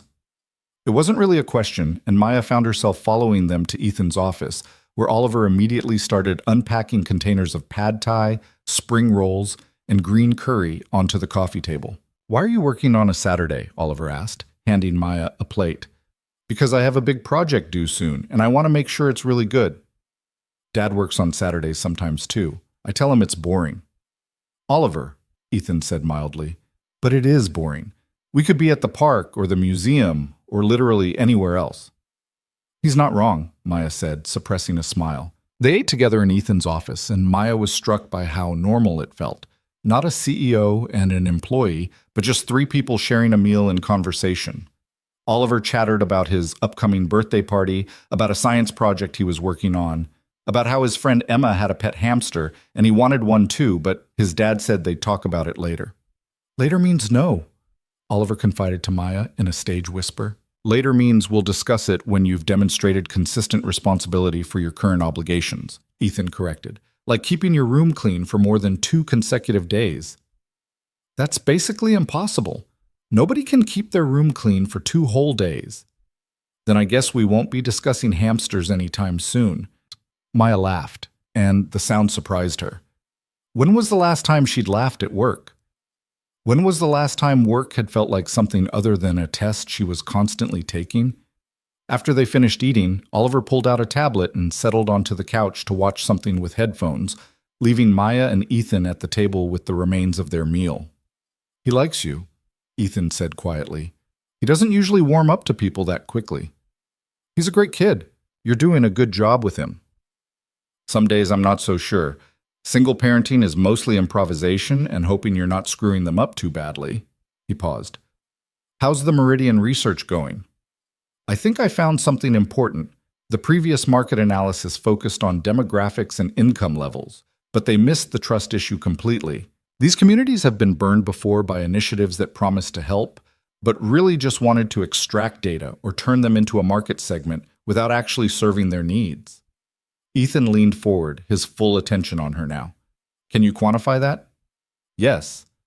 I've got data showing a direct correlation between community exposure to previous failed healthcare initiatives and resistance to new platforms, even when the new platforms are objectively better and more affordable. It's not rational skepticism, it's learned wariness. And unless Meridian addresses that specifically, they're going to fail again no matter how good their technology is. That's exactly the kind of insight we need, Ethan said. What's your recommendation? Maya had been working on this part for days, and she felt confident in her conclusion. Meridian needs to build trust before they build market share. That means partnering with existing community organizations, hiring local people as community health advocates, making long-term commitments to areas they serve instead of pulling out if adoption is slow. It means treating this as a mission instead of just a market opportunity. That's going to be a harder sell than a traditional market expansion strategy. I know, but it's the truth. And if we pitch them something that sounds good in a boardroom but doesn't work in reality, we're just contributing to the same cycle of failure we're supposed to be helping them break. Ethan was quiet for a long moment, studying her face. You really believe that? I do. These aren't just data points to me, Ethan. They're people like my mother, like my neighbors, like the customers I served for 3 years who couldn't afford the healthcare they needed and didn't trust the systems that were supposed to help them. If we're going to do this work, we should do it right. Something shifted in Ethan's expression. Respect, maybe, or recognition. Then that's what we'll pitch. Build your recommendations around that framework. I'll back you. The trust implicit in that statement staggered Maya. He was willing to stake the project, and by extension the company's reputation, on her analysis and judgment. That wasn't just an opportunity. It was a profound act of faith. Thank you, she said, her voice rough with emotion she didn't quite know how to name. Don't thank me yet. We still have to convince Linda and James, and they're going to push back hard on anything that sounds idealistic instead of pragmatic. Then I'll make sure it sounds pragmatic, because it is. Trust building isn't just good ethics. It's good business. It just takes longer to show returns than traditional market penetration strategies. Ethan smiled. There's the consultant in you emerging. Keep that energy for the presentation. Oliver looked up from his tablet. Dad, it's 8:30. You said we'd be home by 8. You're right, buddy. Let's pack up. Ethan stood and started gathering the takeout containers. Maya, don't stay too much longer. The work will be here tomorrow. I won't. Just want to finish this one section. After they left, Maya sat in the quiet office and let herself absorb what had just happened. She'd shared a meal with her boss and his son. She'd presented her research findings and been taken seriously. She'd been trusted with something that mattered. 3 months ago, she'd been a waitress counting tips and wondering how she'd make rent. Now she was building strategy for a multi-million-dollar healthcare initiative. The transformation was so complete, so total, that it sometimes felt like it had happened to someone else. But it hadn't. It had happened to her, because she'd been brave enough to ask a question, and because someone had been paying attention when she did. The final week before the Meridian presentation was brutal. The team worked 12-hour days refining every aspect of the pitch: market analysis, financial projections, technology integration plans, implementation timelines. Linda and James had indeed pushed back on Maya's trust-building framework, arguing it was too soft, too slow, too difficult to measure. But Maya had come prepared. She'd built a quantitative model showing projected adoption rates under traditional market penetration versus community partnership approaches, using data from similar initiatives in healthcare and education. The numbers were clear. The trust-building approach had lower first-year adoption, but significantly higher long-term retention and organic growth. Over a 5-year period, it outperformed aggressive market penetration by nearly 40%. It's the difference between creating customers and creating advocates, Maya had explained during a particularly heated team meeting. Customers churn when something better comes along. Advocates build your market for you because they believe in what you're doing. Linda had studied the model for a long time before nodding slowly. This is solid work, Maya. I'm impressed. Coming from Linda, who Maya had learned was notoriously difficult to impress, the compliment meant everything. The presentation itself was scheduled for January 14th at 2 in the afternoon at Meridian's headquarters across town. The team would present to Meridian's executive board, 7 people who would decide whether Hayes Collective's strategy was worth several $1 million in consulting fees. The night before, Maya barely slept. She ran through her sections of the presentation in her head, anticipated questions, practiced her responses. She'd be presenting the community research findings and the trust-building framework, arguably the most controversial but also the most crucial part of their proposal. When morning came, she dressed in her best suit, one she'd bought just for this presentation using part of her first real paycheck, and met the team in the Hayes Collective lobby at noon. Ethan appeared a few minutes later, and Maya was startled by his appearance. He looked different somehow, sharper, more intense, the casual warmth she'd glimpsed during their Thai food dinner replaced by the focused energy of someone about to walk into battle. "Everyone ready?" he asked, his gaze sweeping across the team. A chorus of affirmatives, though Maya noticed Priya's hands were shaking slightly as she gathered her materials. Even veterans got nervous before high-stakes presentations. The car ride to Meridian's office was quiet, everyone lost in their own preparation. Maya stared out the window at the city sliding past and tried to channel her nervousness into focus. When they arrived, they were ushered into a sleek conference room with a view of the river. The Meridian executive team filed in shortly after, 6 men and 1 woman, all dressed in expensive suits, all carrying the kind of confidence that came from being successful enough to hire consultants like Hayes Collective. The presentation began with Linda's market analysis, followed by James on technology integration, then Priya on competitive landscape, Marcus on financial projections. Each section was polished, professional, backed by rigorous data. Then it was Maya's turn. She stood, connected her laptop to the presentation system, and pulled up her first slide, a quote from one of her interview subjects, a woman in rural Kentucky who'd explained why she didn't use the previous telemedicine service despite it being free. "They came in here talking about how we needed help, like we were problems to be solved instead of people to be served. Soon as the grant money ran out, they disappeared, left us with a broken website and a lot of promises they never kept." Maya let the quote sit for a moment before speaking. "This is the reality you're facing when you try to enter underserved markets. It's not that people don't want better healthcare access. It's that they've learned not to trust organizations that promise it. And unless you address that trust deficit directly, no amount of good technology or competitive pricing will matter." She walked them through her research, the interviews, the survey data, the patterns that emerged. She showed them the quantitative model, demonstrating how trust-building strategies outperform traditional approaches over time. She presented case studies from other industries where community partnership models had succeeded, and then she made her core recommendation. Meridian has an opportunity to do something different, not to enter these markets as a vendor, but to enter as a partner. That means hiring community health advocates from the areas you serve. It means partnering with local clinics and community organizations who already have trust. It means making long-term commitments even when short-term adoption is slower than your investors might like. It means treating this as a mission to serve rather than just a market to capture. One of the executives, a man in his 50s with steel gray hair, interrupted. "That sounds expensive and slow. What's the ROI timeline?" Maya had expected this question. Year 1, you'll see slower adoption rates than aggressive market penetration. But by year 3, you'll have retention rates above 90%, organic growth through community referrals, and significantly lower customer acquisition costs because your advocates are doing your marketing for you.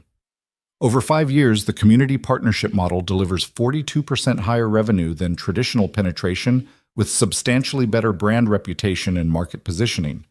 She pulled up the slide with the comparative financial models. These aren't aspirational numbers. They're based on real data from similar initiatives in healthcare, education, and financial services. The question isn't whether this approach works.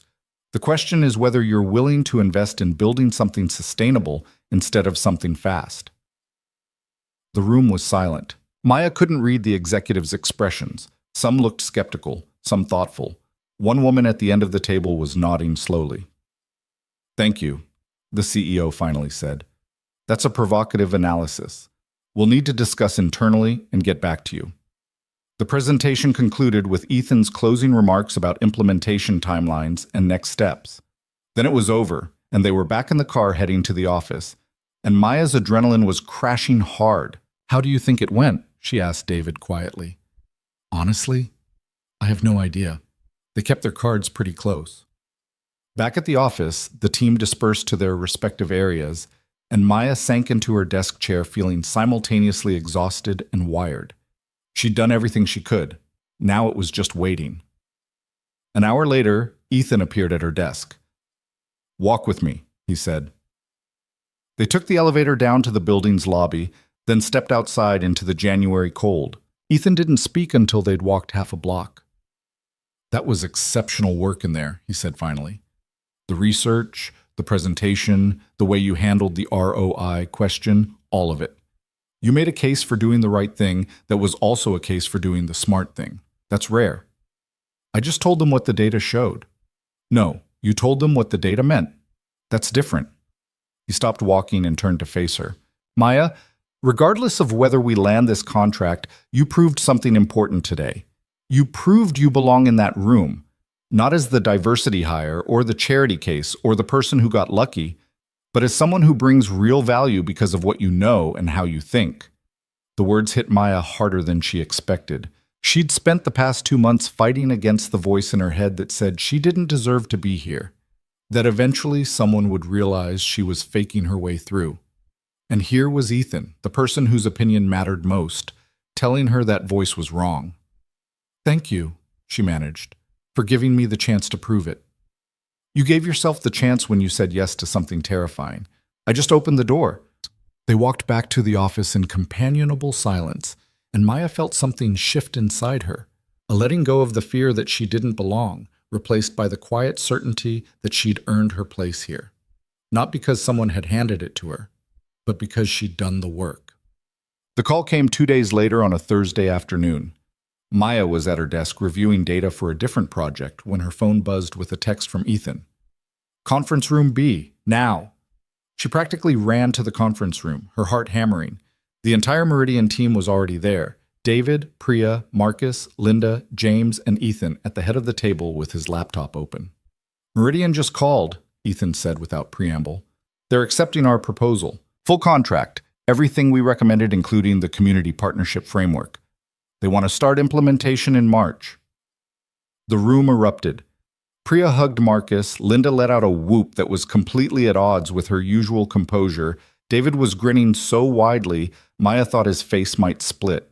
And Ethan was looking directly at Maya with an expression of such pride and satisfaction that she felt tears prick her eyes. "They specifically mentioned the community research as the deciding factor," Ethan continued. "Said it was the first time anyone had shown them a strategy based on real understanding instead of market assumptions. So this is Maya's win as much as anyone's." The team turned to her, and suddenly Maya was being congratulated and thanked and pulled into a hug by Linda, who whispered, "You did good, kid. Really good." Later, after the celebration had died down and people had returned to their desks, Maya found herself alone in the conference room, staring out at the city below. She thought about the version of herself who'd stood outside this building 2 months ago, terrified and uncertain. She thought about the empty chair at Marcello's and the question that had changed everything. She thought about how sometimes the bravest thing you could do was believe you were worth the chance someone offered you. And she thought about how that belief, once you found it, could transform not just your circumstances, but who you understood yourself to be. The door opened behind her. "Ethan." "You okay?" he asked. "Yeah, just taking it in." He came to stand beside her at the window. "You know what the best part of this is?" "What?" "This is just the beginning. You're going to do a lot more work like this, Maya. Work that matters. Work that makes a difference. And you're going to be brilliant at it." She turned to look at him, this man who'd seen something in her when she couldn't see it in herself, and felt gratitude so profound it ached. "I won't let you down," she promised. "I know you won't. But more importantly, I think you know it too now." And standing there in the fading afternoon light, looking out at a city that had once felt hostile and is now felt full of possibility, Maya realized he was right. She did know. Finally, after years of doubt and struggle and believing she wasn't enough, she knew. The success of the Meridian Project changed something fundamental in how Maya moved through the world. It wasn't just that people at Hayes Collective treated her differently, though they did, with a respect that felt earned rather than polite. It was that she treated herself differently. The constant internal questioning, the waiting for someone to expose her as a fraud, the apologizing for taking up space, all of it began to fade like morning fog burning off under sunlight.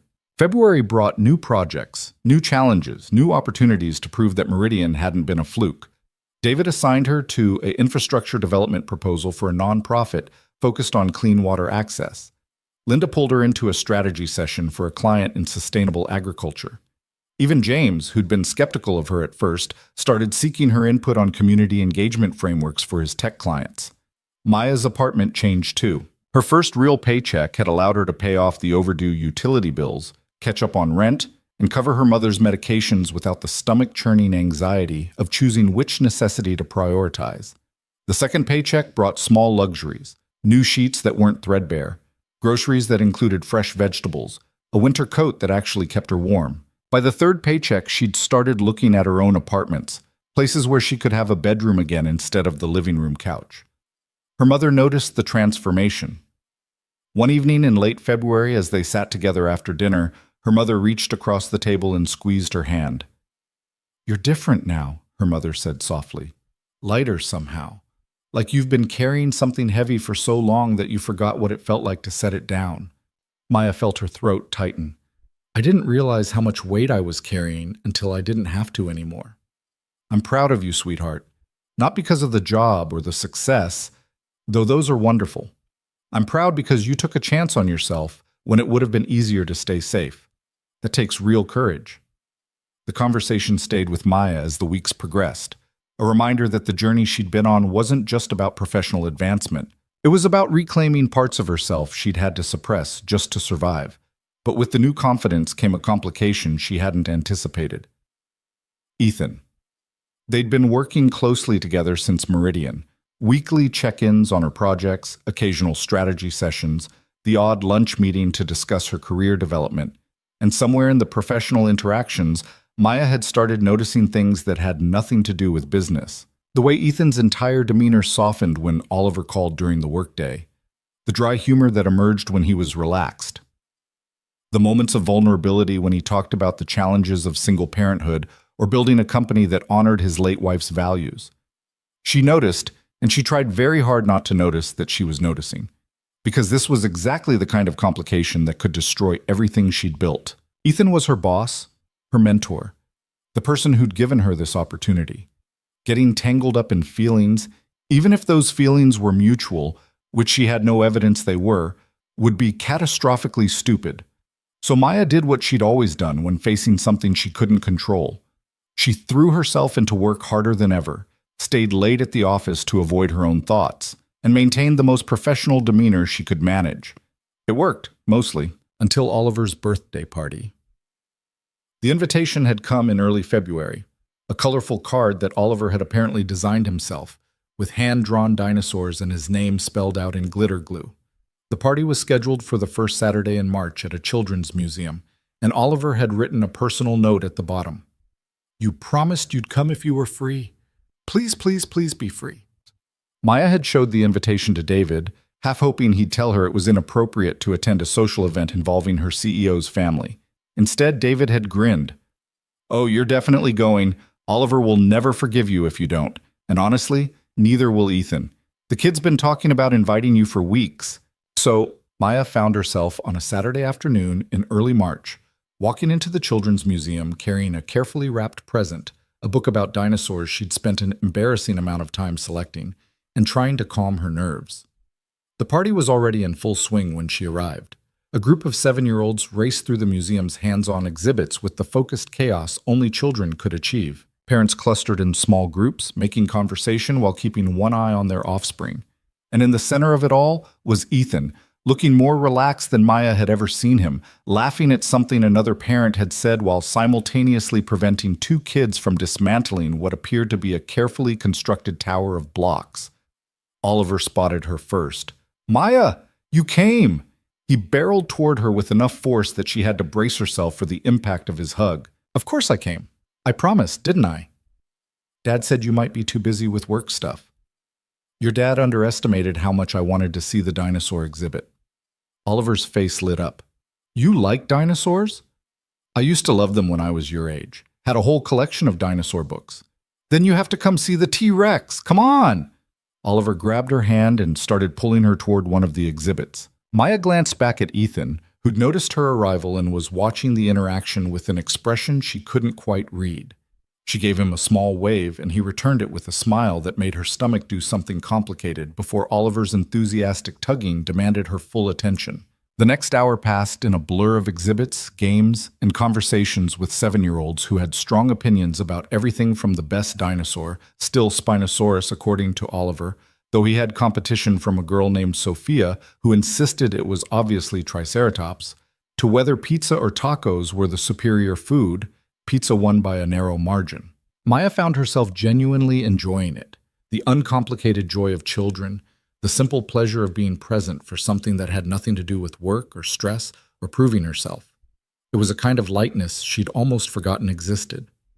When the kids were shepherded into a separate room for cake and presents, Maya found herself standing near the windows with a small group of parents. A woman about her age, who'd introduced herself as Emma's mom, struck up a conversation. "So how do you know Ethan and Oliver?" Maya hesitated, not sure how to explain. "I work at Ethan's company. Oliver invited me to the party." "That's sweet. Ethan doesn't usually mix work and personal life. You must be special." Before Maya could figure out how to respond to that, another parent, a father she hadn't met, chimed in. "Are you the one who worked on that healthcare project, the Meridian thing?" Yes. How did you know about that?" "Ethan mentioned it at the last school fundraiser. He was pretty impressed with the work you did. Said it was some of the most insightful community analysis he'd seen in years." Heat crept up Maya's neck. The idea that Ethan had been talking about her work in social settings to people who had nothing to do with Hayes Collective felt both flattering and deeply uncomfortable. "He's generous with praise," Maya said, trying to deflect. "He's really not, actually," Emma's mom said. "Ethan's one of the most measured people I know. If he's impressed, he means it." The conversation shifted to other topics: school events, local politics, someone's upcoming vacation, but Maya's mind stayed caught on the revelation that Ethan had been talking about her work, in context that suggested she'd made an impression beyond just being another employee. She was still processing this when Ethan appeared at her elbow, 2 bottles of water in hand. "You look like you could use this," he said, offering her one. "Thanks. That obvious?" "You've been cornered by the parent committee for 15 minutes. Anyone would need hydration after that." His tone was light, teasing in a way she'd rarely heard from him at work. They moved slightly away from the group, finding a quieter spot near one of the exhibits. "Thank you for coming," Ethan said. "It means a lot to Oliver. He's been talking about it all week." "I wouldn't have missed it. He's a great kid." "He is. Even when he's trying to convince me that hamsters are low-maintenance pets." Ethan shook his head. "I swear he thinks I've never encountered the internet and can't fact-check his claims." Maya laughed. To be fair, his negotiation tactics are pretty sophisticated for a 7-year-old. "Don't encourage him. He's already too good at finding loopholes in house rules." They stood in comfortable silence for a moment, watching through the window as Oliver opened presents with his friends, his face alight with uncomplicated happiness. "Can I ask you something?" Ethan said, his tone shifting to something more serious. "Of course. Are you happy? At Hayes Collective, I mean. I know the work is demanding, and I want to make sure you're not just enduring it." The question caught Maya off guard. "I'm not just enduring it. I'm thriving. For the first time in years, I feel like I'm using my brain the way it's meant to be used, like I'm contributing to something that matters." "Good. That's what I hoped." He paused, seeming to wrestle with something. "I also want to make sure I haven't put you in an uncomfortable position. With the mentorship, the project assignments, sometimes I worry that the dynamic is too complicated." Maya understood what he wasn't quite saying: the power imbalance, the fact that he'd hired her, the potential for things to become messy if boundaries weren't carefully maintained. "You've been nothing but professional," Maya said carefully, "and you've given me opportunities I never would have had otherwise. If there's any discomfort, it's just me adjusting to not having to fight for everything anymore." Ethan nodded, but something in his expression suggested he wasn't entirely satisfied with the answer. Before he could say anything else, Oliver burst through the door, trailing a gaggle of friends. "Dad! Maya! We're doing the scavenger hunt now. Maya, you have to be on my team. The moment passed, but it left Maya with questions she didn't know how to answer. The party wrapped up an hour later with goodbyes and thank yous and promises to arrange playdates. Maya helped Ethan carry presents and party supplies to his car, a practical sedan that somehow managed to be both expensive and understated. "Let me give you a ride home," Ethan offered as they loaded the last box into the trunk. "It's the least I can do after you spent your Saturday at a 7-year-old's birthday party." "I can take the subway." "Maya, please. I'm going that direction anyway." She relented, partly because it was cold and getting dark, partly because she wasn't quite ready for the day to end. Oliver chattered from the back seat for most of the drive, narrating every aspect of his party and ranking his presents in order of awesomeness. The dinosaur book Maya had given him placed third, which Oliver assured her was really good because first and second were Lego sets and everyone knows Legos are the best. When they reached Maya's building, a walk-up in a neighborhood that was trying very hard to gentrify, Oliver had finally worn himself out and dozed off, his head lolling against the window. "Thank you for the ride," Maya said, gathering her things. "And thank you for including me today. It was really special." "Maya, wait." Ethan's voice stopped her as she reached for the door handle. "I need to say something, and I need you to just listen until I'm finished. Can you do that?" Her heart started hammering. "Okay." Ethan took a breath, his hands gripping the steering wheel. "When I offered you that job 3 months ago, it was because I saw potential in you that reminded me of people I've worked with who've gone on to do extraordinary things. That's still true.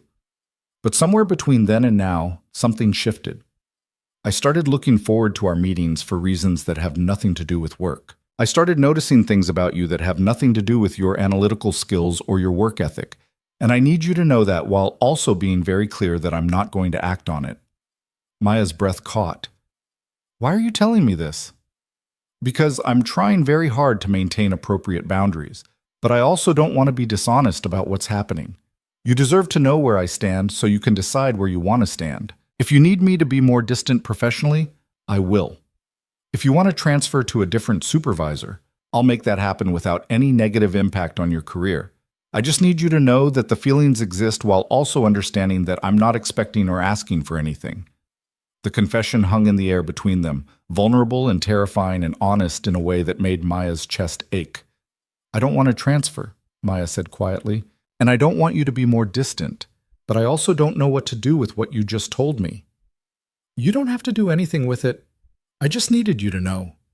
Ethan finally looked at her, and the raw honesty in his expression nearly undid her. "The last thing I want is to jeopardize what you've built at Hayes Collective. Your success there is entirely your own, Maya. It has nothing to do with anything I feel or don't feel. I need you to believe that." I do believe it," Maya said, "but, Ethan, you don't have to say anything else. I've already said too much." He glanced back at Oliver, still sleeping peacefully. "Go get some rest. I'll see you Monday." Maya nodded, not trusting her voice, and got out of the car. She stood on the sidewalk and watched him drive away, her mind spinning with everything he'd said, and everything she hadn't been able to say back. That night, lying in bed staring at the ceiling, Maya forced herself to think through what had just happened with clear eyes. Ethan had feelings for her. She had feelings for him. Feelings she'd been trying very hard not to acknowledge because they felt dangerous and complicated.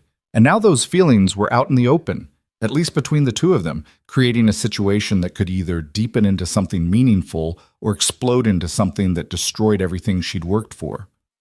The smart thing, the safe thing, would be to maintain strict professional distance, to thank him for his honesty and make it clear that nothing could happen while she worked for him, to protect her career and her hard-won stability by refusing to risk them on something as unpredictable as feelings.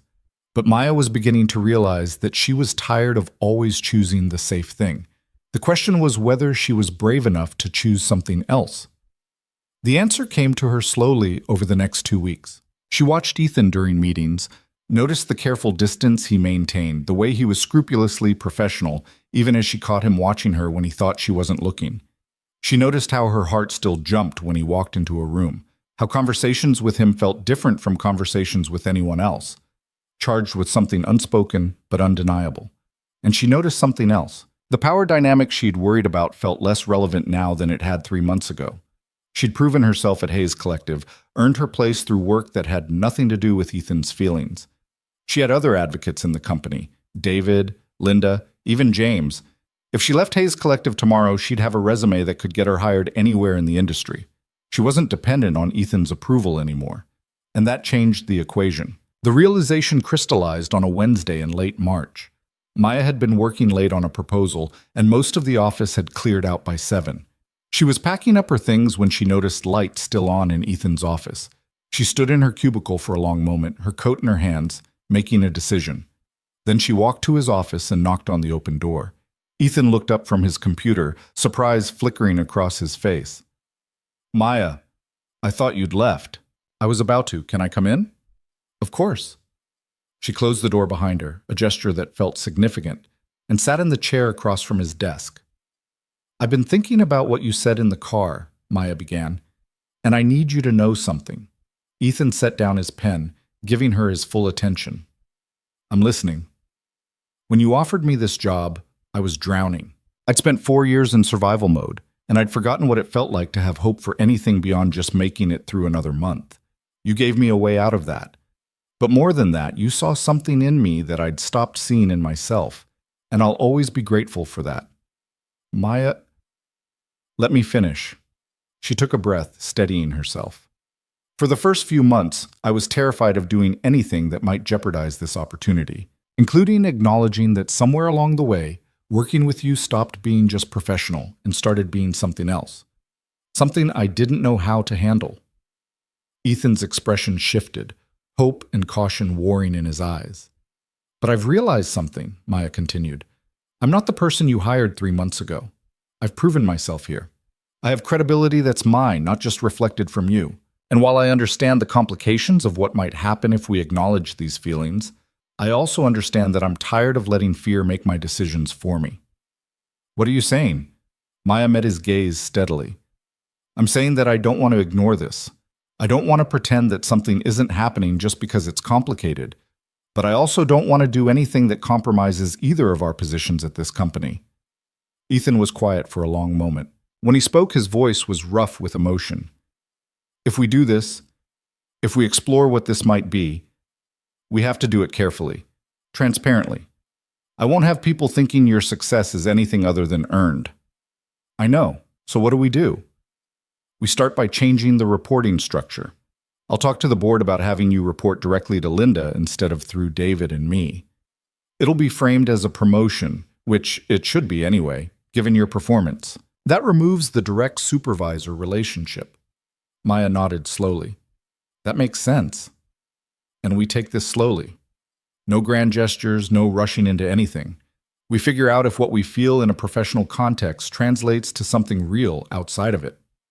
"How do we do that?" A smile tugged at the corner of Ethan's mouth, the first genuine smile she'd seen from him in weeks. "We start with dinner, somewhere that's not the restaurant where we met, where we can just be 2 people getting to know each other without the weight of everything else." "That sounds terrifying." "It does," Ethan agreed, "but I think it might be worth it." Maya felt something loosen in her chest, the fear that had been holding her back for weeks finally releasing its grip. "Friday night?" "Friday night," Ethan confirmed. "I'll pick you up at 7.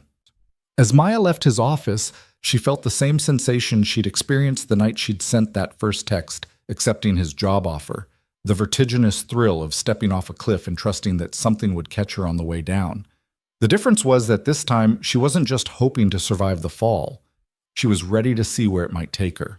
Friday arrived with the kind of nervous anticipation that made Maya change her outfit 3 times before finally settling on a simple black dress that felt appropriate for dinner without trying too hard.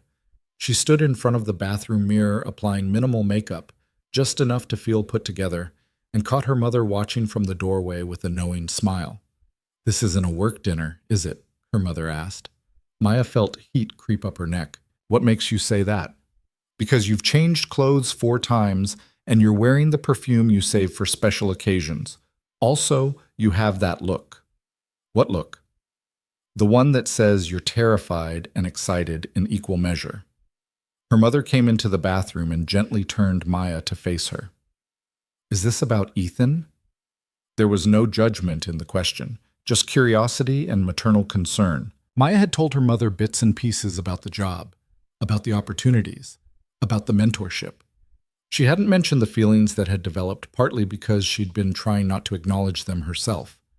Yes, Maya admitted, we're having dinner as not colleagues, or at least trying to figure out if we can be something other than just colleagues. Her mother's expression softened. How do you feel about that? Honestly, scared. This could complicate everything I've built. If it goes wrong, I might have to leave Hayes Collective. And I love it there, Mom. I love the work, the challenges, the feeling that I'm finally doing something that matters. But, Maya sighed, but I also can't stop thinking about him. And not just as my boss or mentor. I think about the way he is with Oliver, the way he listens when I talk, the way he sees me as someone with value beyond just being useful. I think about how he took a chance on me when he had no reason to, and how he's never once made me feel like I owe him anything for it. That's not nothing, her mother said gently. Those are the qualities that matter, Maya. Not the complications or the risk, but whether someone makes you feel seen and valued and safe enough to be yourself. What if I'm making a mistake? Then you'll survive it. You've survived harder things than a relationship that doesn't work out. Her mother squeezed her shoulders. The question isn't whether it's safe. The question is whether it's worth the risk, and only you can answer that. The words stayed with Maya as she waited for Ethan to arrive, as she heard the knock on the door at precisely 7 o'clock, as she opened it to find him standing there in dark jeans and a button-down shirt, more casual than she'd ever seen him at work, but still unmistakably himself. You look beautiful, he said, and the simple honesty in his voice made her stomach flip. You clean up pretty well yourself. The restaurant he'd chosen was small and intimate, tucked away in a neighborhood Maya had never explored. It wasn't flashy or trying to impress, just good food and quiet corners where conversations could unfold without interruption. They were seated at a table by the window, and for the first few minutes, they simply looked at each other across the table, the weight of what they were attempting settling between them. This is strange, Maya said finally. Being here with you like this? Good strange or bad strange? I'm not sure yet. Ask me again in an hour. Ethan smiled and some of the tension eased. They ordered wine, studied the menu, made small talk about the restaurant and the neighborhood. But beneath the pleasantries, Maya could feel the real conversation waiting, the one about who they were to each other outside the context of Hayes Collective. It was Ethan who finally broached it, after their food arrived and they'd settled into the rhythm of the meal. I need you to understand something, he said. When Sarah died, I shut down parts of myself I didn't think I'd ever access again. I focused entirely on Oliver and on building the company into something she would have been proud of. For 5 years, that was enough. It had to be enough. Maya set down her fork, giving him her full attention. And then you asked me that question, Ethan continued, why I ate alone. And something about it, about you, broke through the walls I'd built. Not immediately, not dramatically, just slowly, over time, until I realized I was looking forward to Thursday and Saturday evenings, not because of the routine, but because you were part of it. I didn't know, Maya said quietly. I thought I was just another server. You were never just another server. Even before I knew your name, there was something about the way you moved through that restaurant, efficient but kind, professional but genuine. You treated everyone with the same dignity, whether they were difficult customers or busboys. That's rare. Maya felt her eyes sting. You're making me sound better than I am. I'm describing what I saw, what I still see.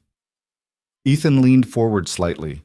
But I also need you to know that I'm aware of the complications, the power dynamics, the potential for people to misunderstand your success, the impact on Oliver if this doesn't work out.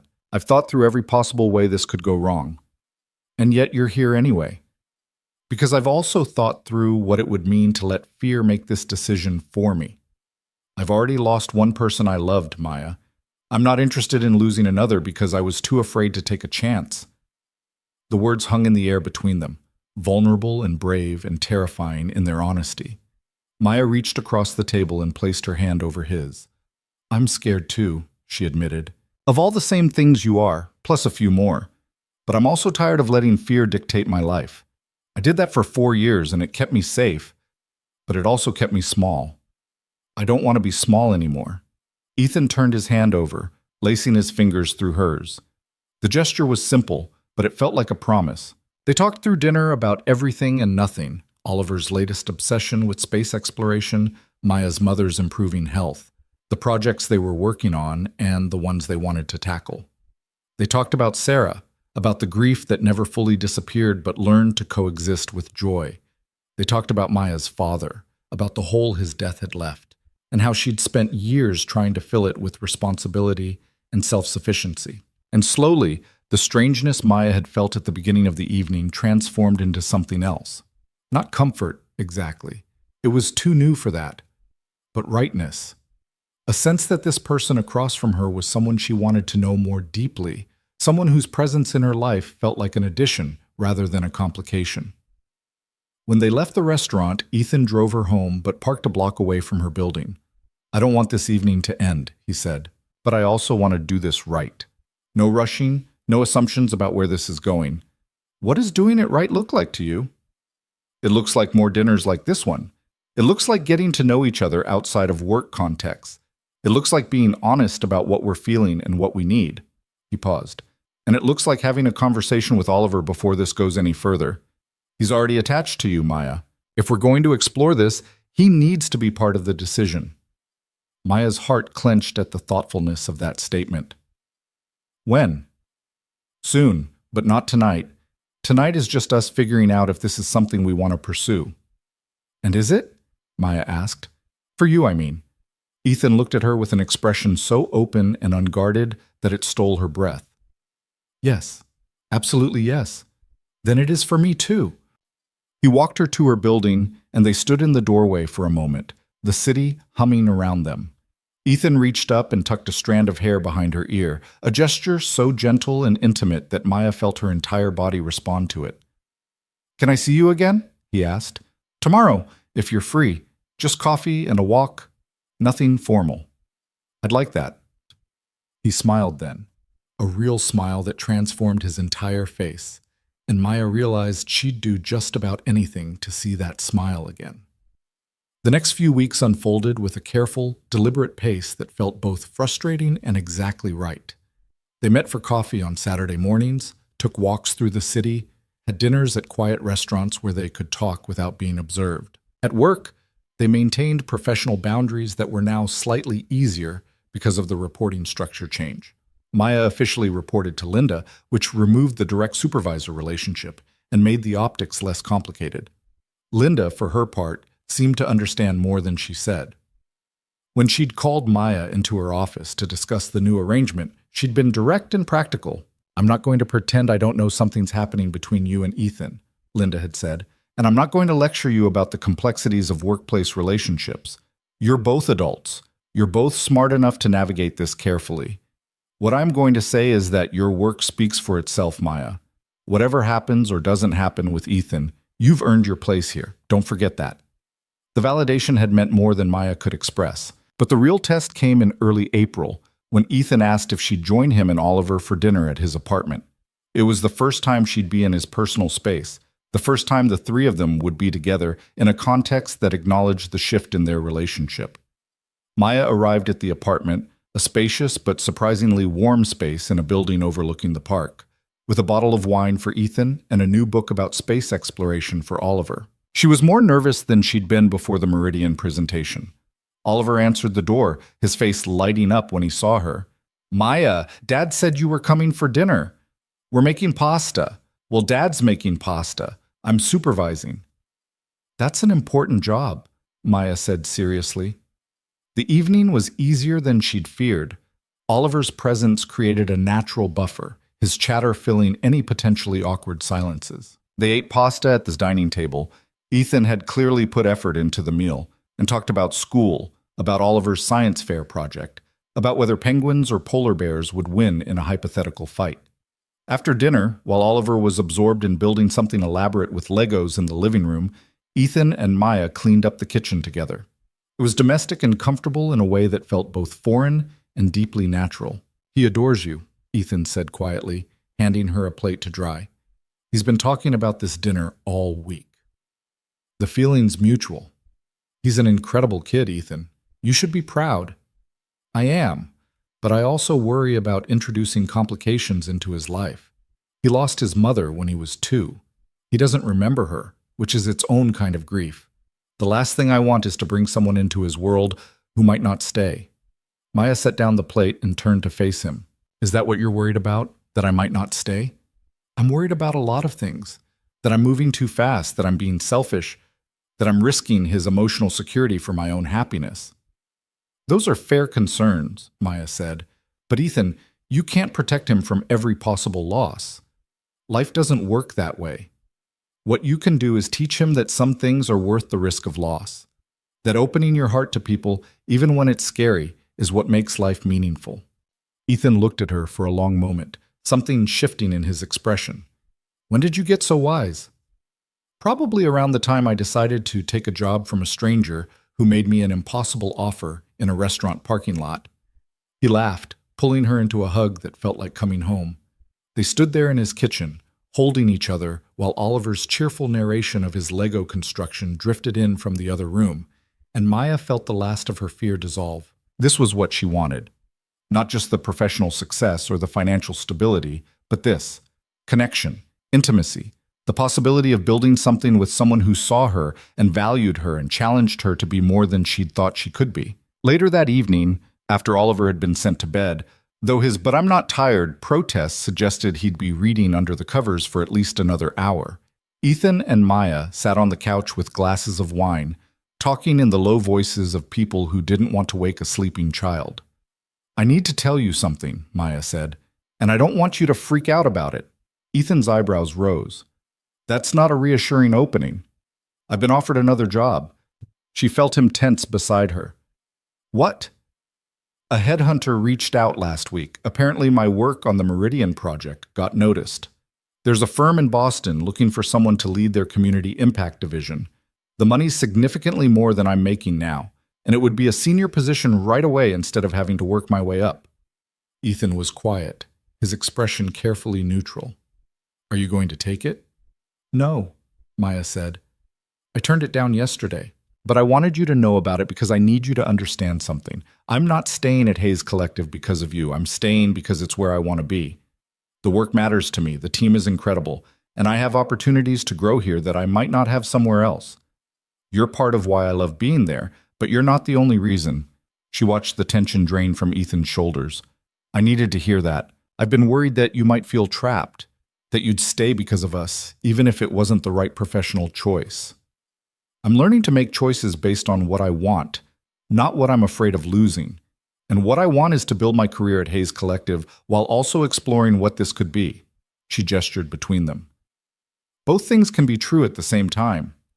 Both things can absolutely be true at the same time, Ethan agreed. He set down his wine glass and took her hand. Maya, I know we agreed to take this slowly, but I need you to know that for me, this isn't casual. I'm not exploring this to see what happens. I'm in this because I can see a future where you're part of my life and Oliver's life in a real, permanent way. Maya's heart hammered against her ribs. That's terrifying. I know, but is it the bad kind of terrifying or the good kind? She thought about her mother's question weeks ago, whether it was worth the risk. And she thought about everything that had led to this moment. The question in the restaurant, the impossible job offer, the leap of faith she'd taken when every instinct told her to play it safe. The good kind, she said. Definitely the good kind. Ethan kissed her then, soft and careful and full of promise. And Maya let herself fall into it, into him, into the possibility of a future she was finally brave enough to reach for. The months that followed weren't without challenges. There were moments when Maya felt the weight of office scrutiny, whispers about whether her success was her own, or reflected from her relationship with Ethan. There were long conversations with Linda about maintaining professional credibility, about working twice as hard to prove she deserved every opportunity she received. There were times when balancing the personal and professional felt impossible, when she wanted to scream at the unfairness of having to justify herself in ways her male colleagues never did. But there were also victories.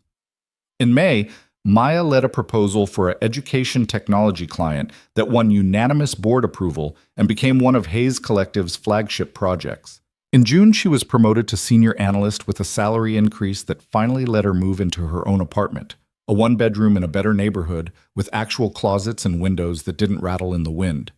In July, she published her first article in a major industry journal about community-centered development strategies, establishing herself as a thought leader independent of Ethan's reputation. And through it all, her relationship with Ethan deepened in ways that felt both natural and extraordinary.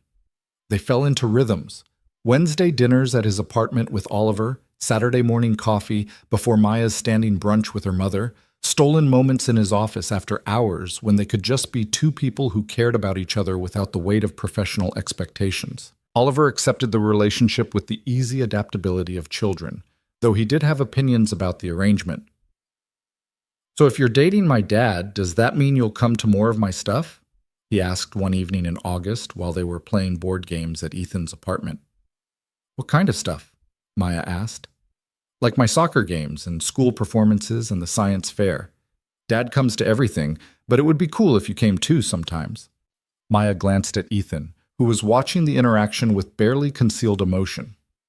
"I'd really like that," Maya said to Oliver, "if it's okay with your dad, and if you want me there." "Duh, that's why I asked." It became another rhythm. Maya at Oliver's soccer games on Saturday mornings, cheering from the sidelines alongside the other parents. Maya helping him with science homework at the kitchen table while Ethan made dinner. Maya reading him bedtime stories when she stayed over, her voice joining the rotation with Ethan's in Oliver's nighttime routine. She was becoming part of their family, and the realization filled her with equal parts joy and terror. In September, 9 months after that first dinner, Maya came home to her apartment to find a letter on her doorstep. Not mail, an actual envelope with her name written in Ethan's precise handwriting. Inside was a single sheet of paper. "Meet me at Marcello's tonight at 7, corner table. I have something I need to ask you." Maya's hand shook as she read it. This was it. Whatever came next, whatever question Ethan needed to ask, it would change everything. Again. She arrived at Marcello's at 6:55, her heart hammering so hard she could barely breathe. The restaurant looked exactly the same as it had that night almost a year ago when she'd asked Ethan why he always ate alone. Same soft lighting, same piano music, same sense of quiet elegance. But the corner table was different. It wasn't empty anymore. Ethan sat there waiting for her, wearing the same charcoal suit he'd worn that first night. And across from him, in the chair that had been empty for so long, was a place setting with a single red rose. Maya walked to the table on trembling legs, and Ethan stood as she approached. "Thank you for coming," he said, and his voice was rough with emotion. "You knew I would. I hoped you would, but I didn't know, not for certain." He gestured to the chair with the rose. "Will you sit?" Maya sat and Ethan returned to his seat. For a moment they just looked at each other across the table where everything had started. "A year ago," Ethan began, "I sat in this exact spot, alone, waiting for something I couldn't name. I'd been sitting here for months, going through the motions of living without actually being alive. And then you asked me a question that changed everything. 'Why do you always eat alone?' Maya said softly. 'Why do I always eat alone?' Ethan repeated. And I didn't have a good answer then. But I have one now." He reached across the table and took her hand. "I was alone because I'd convinced myself that being alone was safer than risking my heart again. That protecting myself from loss was more important than opening myself to love. And then you came into my life and showed me that safety isn't the same as living. That sometimes the bravest thing we can do is let ourselves be vulnerable with someone who sees us." Maya felt tears streaming down her face, but she didn't wipe them away. "You've made me braver, Maya. You've made Oliver happier. You've made our lives fuller and richer and more meaningful than I thought they could be after Sarah died. And I don't want to spend another day wondering what it would be like to have you truly be part of our family." Ethan stood and came around the table. And then, in the corner of the restaurant where a year ago he'd sat alone with his grief, he knelt down on one knee. The entire restaurant went silent. "Maya Collins, will you marry me?" He pulled out a small velvet box and opened it to reveal a ring, not ostentatious, but beautiful in its simplicity. A single stone that caught the light, surrounded by smaller stones that formed a delicate band. Maya couldn't speak, couldn't breathe, could only stare at this man who'd seen her when she was invisible, who'd believed in her when she couldn't believe in herself, who'd offered her not just a job but a chance to become someone she'd forgotten she could be. "Yes," she finally managed. "Yes, of course, yes." Ethan slipped the ring onto her finger with hands that shook slightly, and then he was pulling her to her feet and kissing her while the entire restaurant erupted in applause. Roberto appeared from somewhere near the bar, grinning widely. "About damn time!" he called out. Maya laughed through her tears, and Ethan held her close, and in that moment she understood that this was what the empty chair had always been waiting for. Not just someone to fill it, but someone to transform what it represented. From loneliness to connection. From isolation to family. From merely surviving to actually living. They had dinner at that corner table, and it felt like the closing of one chapter and the opening of another. When they left the restaurant hours later, hands intertwined, Maya paused at the door and looked back one more time. The corner table was empty again, but this time, the emptiness didn't signify loss or loneliness. It signified possibility. The space waiting for the next person to walk through those doors and ask a question that might change everything. The wedding took place in November, exactly 1 year after Maya had said yes to Ethan's job offer. It was small and intimate, just family and close friends, held in the garden of a historic estate that somehow managed to hold on to the last warmth of autumn. Oliver served as ring bearer and took his duties with such seriousness that he practiced his walk down the aisle 17 times the day before.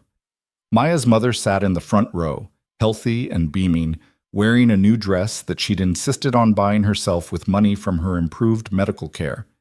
Linda and David and the whole Hayes Collective team had come, and Maya felt overwhelming gratitude for these people who'd become not just colleagues but genuine friends. As Maya walked down the aisle, her mother on one arm, and on the other side empty space where her father should have been, but where she felt his presence nonetheless, she thought about the journey that had led to this moment. A year ago, she'd been a waitress drowning in bills and responsibility, convinced that struggle was her permanent state. She'd asked a question without expecting it to matter, had said yes to an opportunity that terrified her, had chosen risk over safety again and again until risk started looking less like danger and more like possibility. And now she was here, walking toward a man who loved her, not despite her rough edges, but because of them, about to become stepmother to a 7-year-old who'd already claimed space in her heart, surrounded by people who'd watched her transform from someone who couldn't see her own value to someone who knew exactly what she was worth. When she reached the front and Ethan took her hands, his eyes were bright with unshed tears. "Hi," he whispered. "Hi," she whispered back. The ceremony was simple and heartfelt.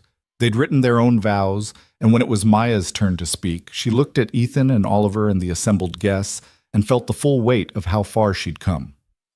"A year ago, you asked me why I always looked tired," Maya began, her voice steady despite the emotion. "And the truth was that I'd forgotten what it felt like not to be tired. I'd spent so long in survival mode that I didn't remember there were other ways to live. You reminded me. You showed me that asking for help isn't weakness, that accepting opportunities isn't luck, that believing in yourself isn't arrogance. It's just finally seeing what other people have seen in you all along." She squeezed his hands. "You gave me a job, but you gave me so much more than that. You gave me a chance to remember who I was before life taught me to be small. You gave me space to grow, and the support to take risks, and the safety to fail without losing everything.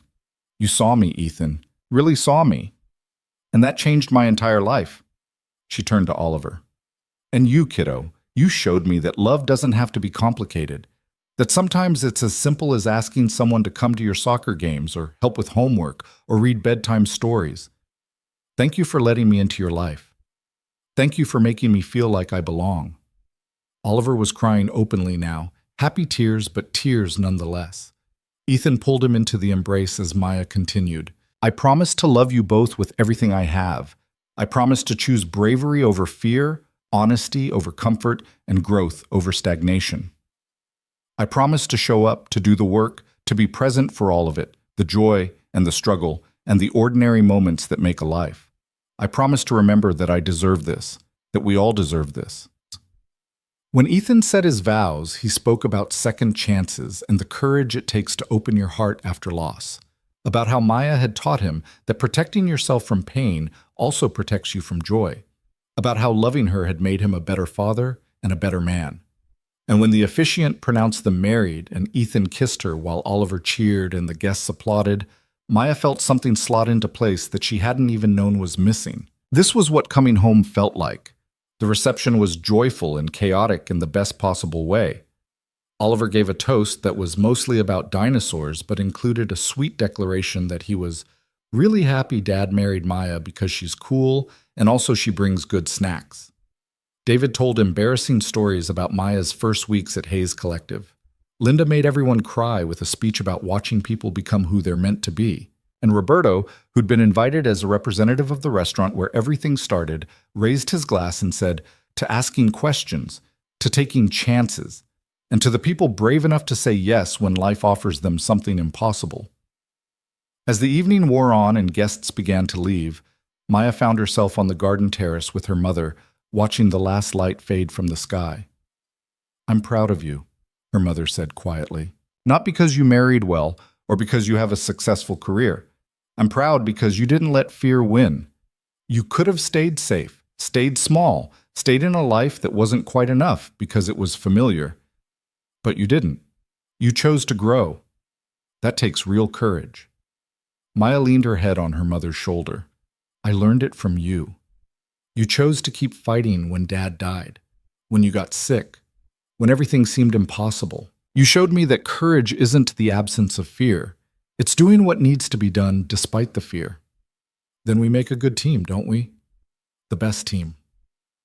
Later that night, after the guests had gone and Oliver had fallen asleep on the drive home, Maya and Ethan sat on the couch in their apartment now, the space they'd chosen together, the home they were building. Maya was still in her wedding dress, too tired to change but too wired to sleep.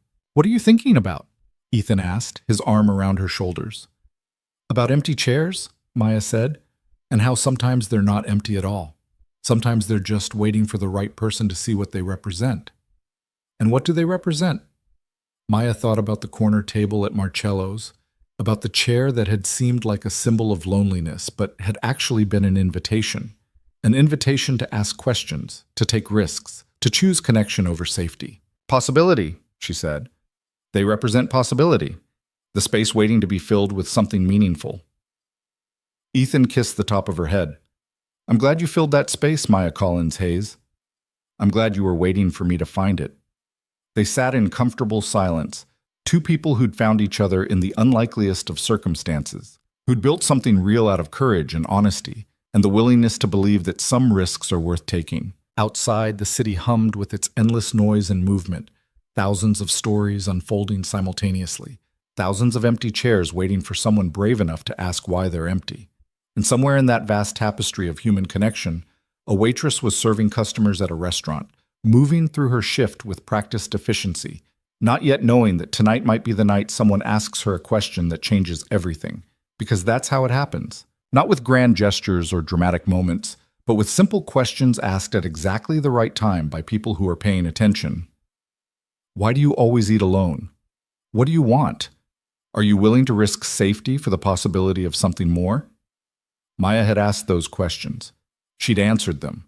And in doing so, she'd transformed not just her own life, but the lives of the people she loved. She closed her eyes, feeling the steady rhythm of Ethan's breathing beside her, and let herself rest in the certainty that she was exactly where she was meant to be. Not because life had become easy, it was still complicated, still challenging, still full of uncertainties, but because she'd finally learned that the opposite of struggle isn't comfort, it's purpose. And she'd found hers, in the work that challenged her, in the family that embraced her, in the courage to keep choosing growth over safety, honesty over pretense, love over fear. The empty chair wasn't empty anymore, and it never would be again.